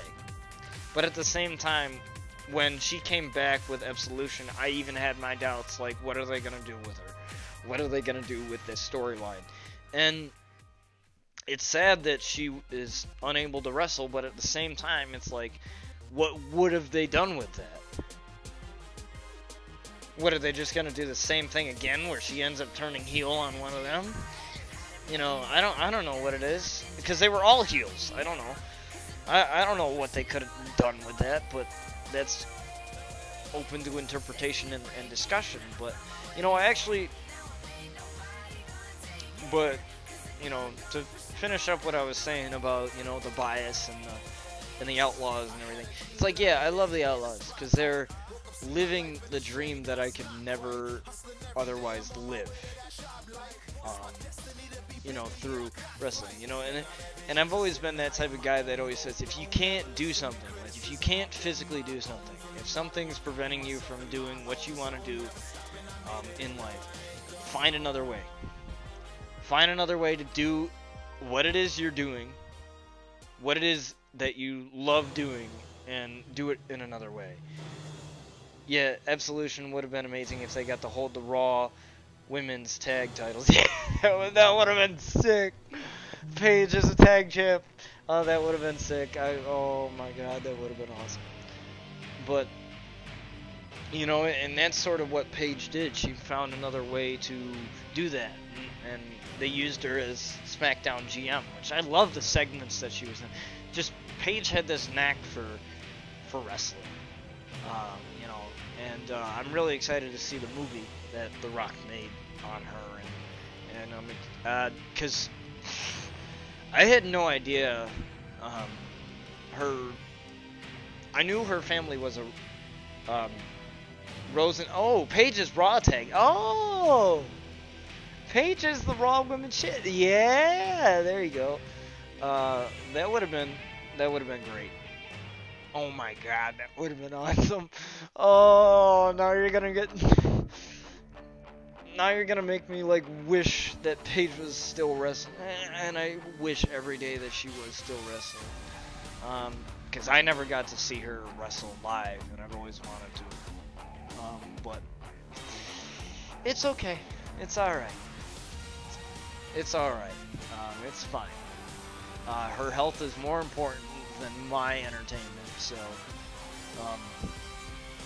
but you know, with the Outlaws were able to carry out this sort of dream of mine that I would never otherwise would have had.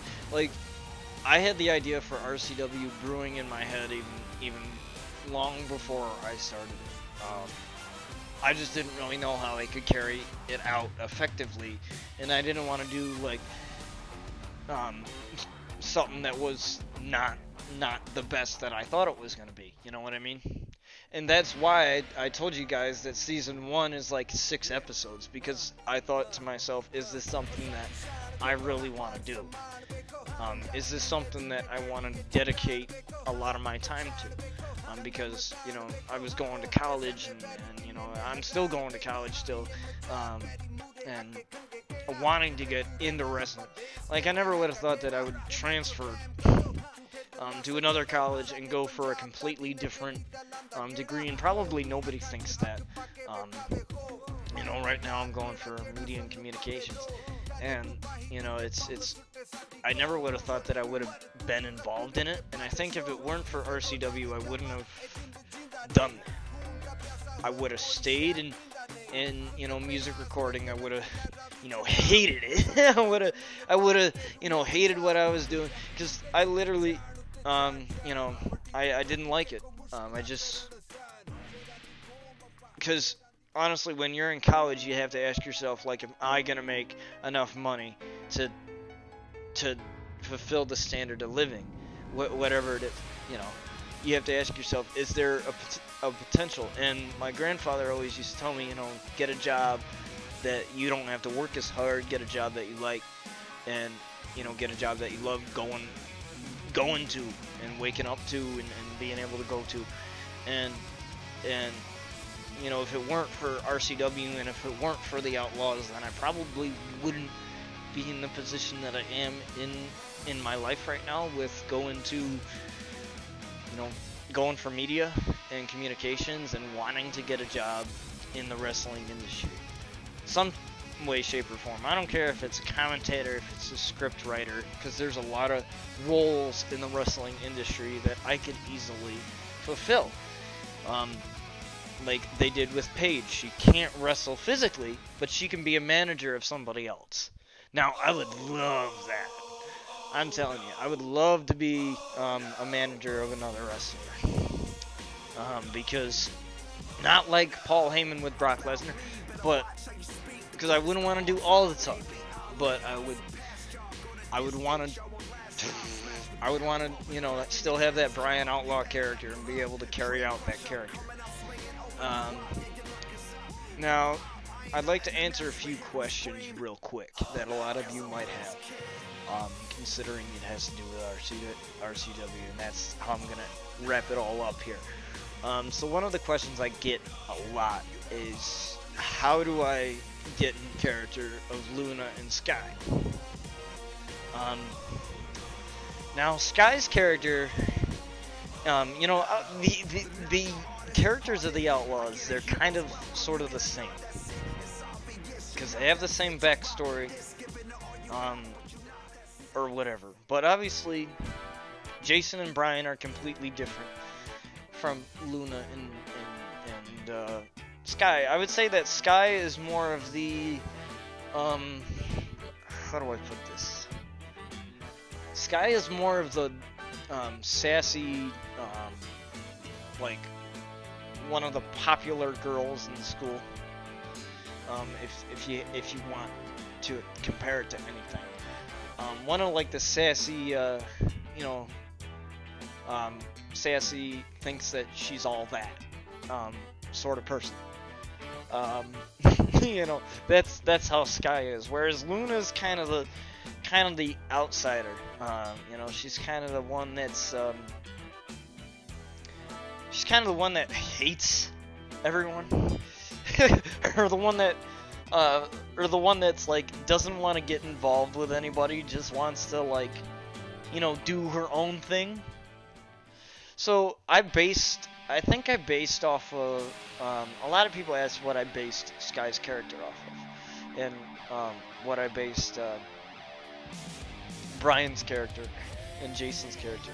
Now for Brian, I really based off his character off of Stone Cold and The Rock, because, The Rock, if you know his life story, he came from nothing. He really didn't have much. And sort of the Outlaws' backstory is that they didn't really have much either. I mean, they lived in Manhattan, but they barely got by. And, their father wasn't around, and, whatever, and they were just trying to, make it into wrestling while being, bullied in school and stuff like that. So that was sort of the idea that I had in my head. Initially, I would say that Brian is the coldest of all the Outlaws. If you think Sky is the mean and nasty one, Brian is really the one that's sort of... So Brian really is the type of guy that, when I made the character for him, there's certain aspects of my personal personality that I put into him. That's why I'm so good at playing him. Because when you make a persona for wrestling, like, you have to make one that sort of fits your personality, and that's what Paige did very well. She chose a character, she chose like an outlook on her life, and she chose her being like sort of picked on and bullied, or being the outcast or being the outsider, and sort of use that ideology and use that sort of thing in her life as a way to create that persona, and I really like that. So I sort of like kind of took that a little bit and took that into consideration. But Brian's the type of guy that he has major trust issues. He doesn't really trust anybody. He's the kind of, that's why he stabs everyone in the back. You know, that's why he does the things he does. That's why he attacks people. That's why he goes, that's why he does things the way he does things. Because he wants to get what he wants. And he realizes that the only way to do that is to just not trust anybody, not get too close to anybody, and just do his thing. Now, a lot of you said that you guys liked the Brian Outlaw and Paige storyline, and you guys asked if that might come back in RCW Season 2, or Season 4, excuse me, and Lockdown Season 2. As far as like Lockdown, yes. You'll definitely see that storyline resurface. Not really a storyline, but you know what I mean. You'll see Paige be in the corner of Brian Outlaw in Season 2 of Lockdown. You'll see that in. As far as RCW Season 4, not so much. Because right now I have a really good storyline right now in store for the Outlaws, now that they're tag team champions, and now that Sky is still the RCW Women's Tag Champion. I have a really good storyline in store for her that John and I talked about that I think is going to be fabulous, and I think you guys are going to dig it. I think you guys are going to love it. But, you know, it's great. You know, there's a lot of stuff that goes into the Outlaws, and, you know, I act more like Brian Outlaw every day. You know, it's funny. Nobody ever knows when I'm in character and when I'm not. And honestly, it's because, you know, Brian Outlaw is me.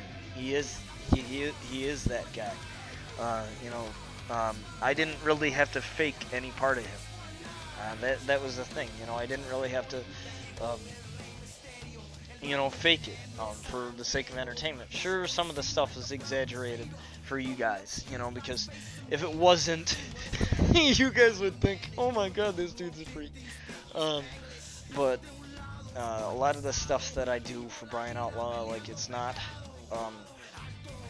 it's stuff that I would actually do. You know, I've always been the type of guy that kind of does his own thing, doesn't really get himself involved with people. Like, my circle of friends is very small, and Brian Outlaw likes to keep it that way. You know, he has his lady friends there. You know, he's got Paige under his belt. You know, he's got Paige like this right under his belt. So, you know, he's kind of used her as the safety blanket to keep his Carnage title for that storyline. And I really like that. That was a really good storyline that we had going.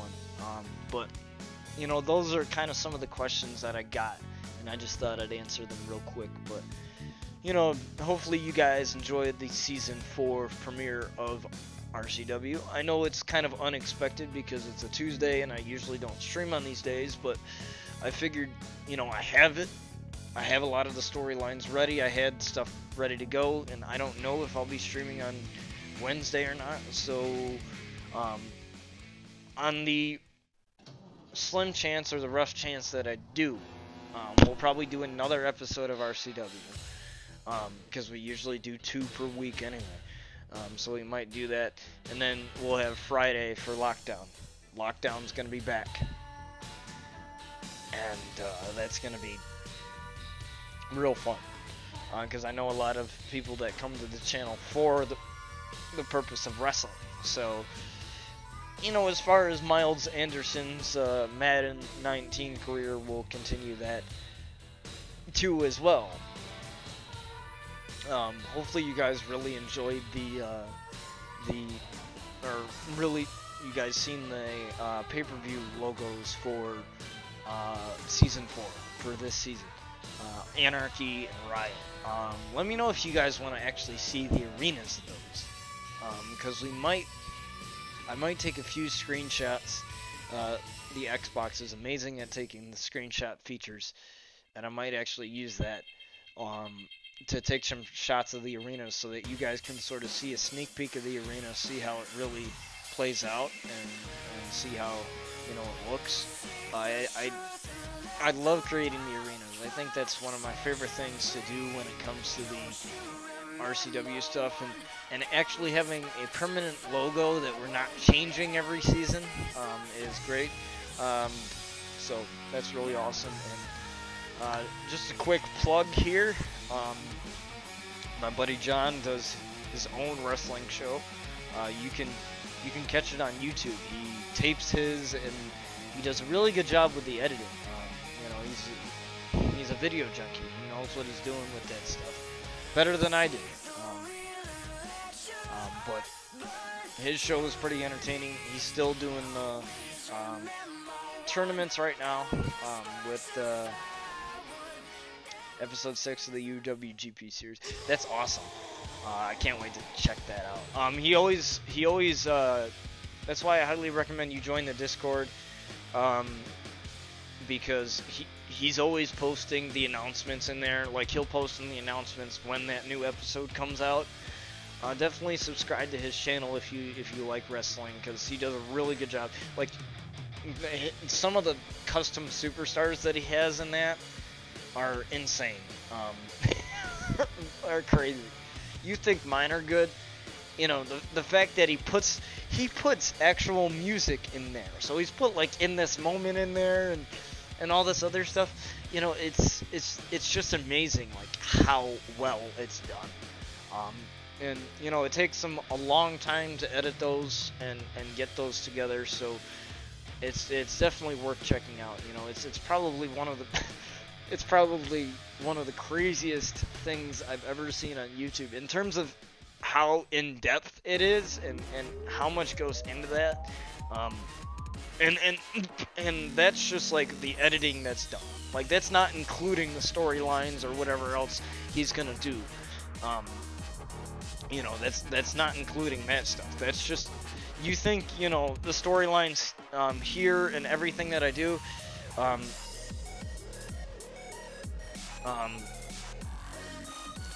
and stuff like that, is crazy. Just watch his stuff, because his stuff is crazy, and he does it for the sake of entertainment and because he loves wrestling. Hopefully one day this RCW can be something that's actually something real. I could bring the Brian Outlaw character to life and in another indie promotion. That's my goal. I lose my voice on a weekly basis from yelling on commentary. How do you think I feel? How do you think I feel now?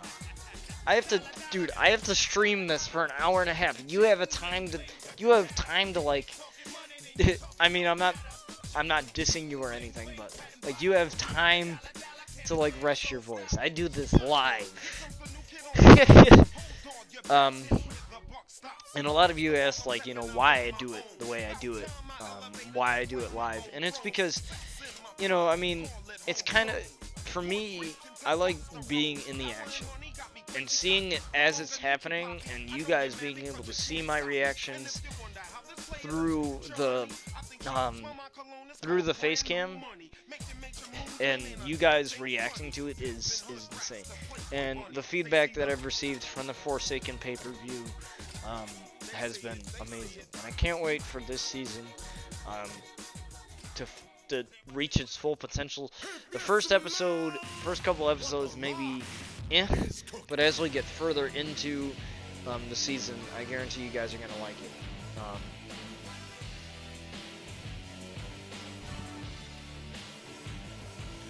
Dang, almost like dang.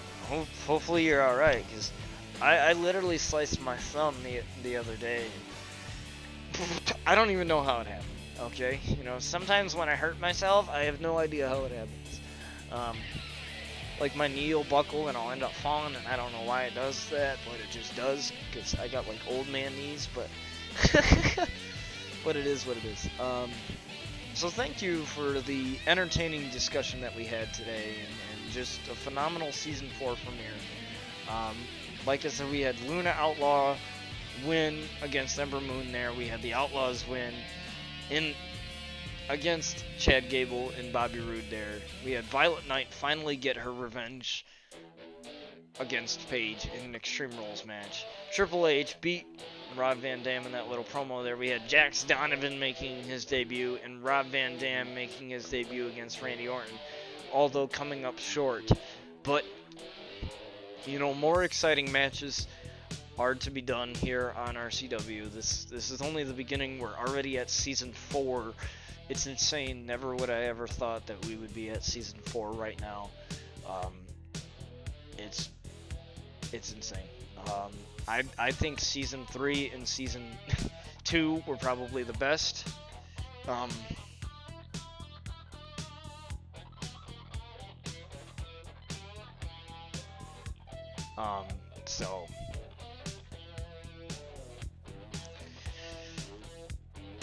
So I think it's gonna be great. So let me know what you guys would like to see throughout this season. We can always be talking about stuff that we can do to improve the show, and you know, discussions that we can have. And this discussion that we had on Alicia Fox, you know, those are the kind of discussions that we can have in the Discord and even off stream. I love the discussions on stream, but even off stream we can have amazing discussions and stuff like that. And it's gonna be a real fun season, and I think you guys are gonna like what I have in store for the Outlaws, especially in the Outlaws department. I think you guys are gonna love what I have in store for. A lot of you guys say that your favorite Outlaw is me, Brian Outlaw. Some of you guys say that you like Sky and Luna. Well, you know, let me know if you guys want me to do like a daily. This is something that I've been thinking about and this is what I'm gonna close on. Is having like a daily poll, where I ask you guys like a random question about Lockdown or RCW. It doesn't matter what it is, and you guys have to answer it. I'm pretty sure I can find a way to incorporate polls in the Discord. I think there's a way that you can do it, and it's just one of those little interactive things that I've been thinking of doing. It would be really cool, rather than you guys like waste titles on a question or whatever like that.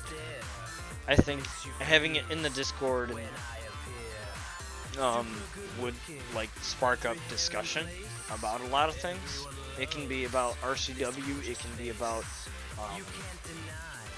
Raw this week, or SmackDown, or AEW, or anything wrestling related, or even if it's about music, or in any of our channels, you can take a poll and think of it, and you know, just ask a question and have the rest of the server answer it. It's just something interactive that I've been thinking about doing. And one of the discussions that I really want to have is, you know, on the Outlaws. I've been meaning to want to have a discussion with you guys. So maybe even after this stream, I'll hop on Discord here and have a little discussion with all of you on the Outlaws and where you see Season 4 going. So thank you guys for joining me today. It has been a pleasure entertaining all of you and having a great discussion on the Outlaws and Season 4 and wrestling for that matter. I will let you guys know how the Paige movie is when I see it. It looks phenomenal and I can't wait to see it. Definitely going to take a picture of myself next to the poster because apparently Paige wants you to do that. So I'm going to go ahead and do it, and just for the hell of it, and just do it. But I'm really excited to see the future of RCW and to be able to share it with you guys and you know, everything. So Lockdown will be back this Friday. Odds are, most likely, it'll be back this Friday. And we will just continue having normal schedule like I said, I didn't expect RCW to be back this quickly and or lockdown. But it is here. Wrestling is back. You know, the normal botch TV is back. So, you know, expect, you know, more wrestling to come your guys' way. Like I said, any of your ideas are greatly appreciated, as this is a fan-driven show. Yeah, it's awesome, and I appreciate you guys loving the Outlaws, and because the Outlaws, like I said, are just the outlet that I have as a wrestler, or as a fan of wrestling, and wanting to be a wrestler, or wanting to be a part of the wrestling industry. So it's fantastic, and I can't thank you guys enough for that. So with that said, I'm gonna hop off here, and we're gonna toss the host probably over to Waba Plays here. Let's see, who are we gonna toss the host to? Let's see, who's online right now at the moment? Who is online at the moment? We got the real fat Tony. We got Tony. We got Waba. We got Kim. Alright, so I'm gonna toss the host over to Kim. Because Kim is one of my coolest Twitch friends. She's really cool, and I think you guys are gonna love her, and she's awesome. She's fun. So we're gonna go ahead and toss the host over to her. So thank you guys for joining me today on an amazing season 4 premiere of RCW, and be back here either, if not Wednesday, we're gonna do one.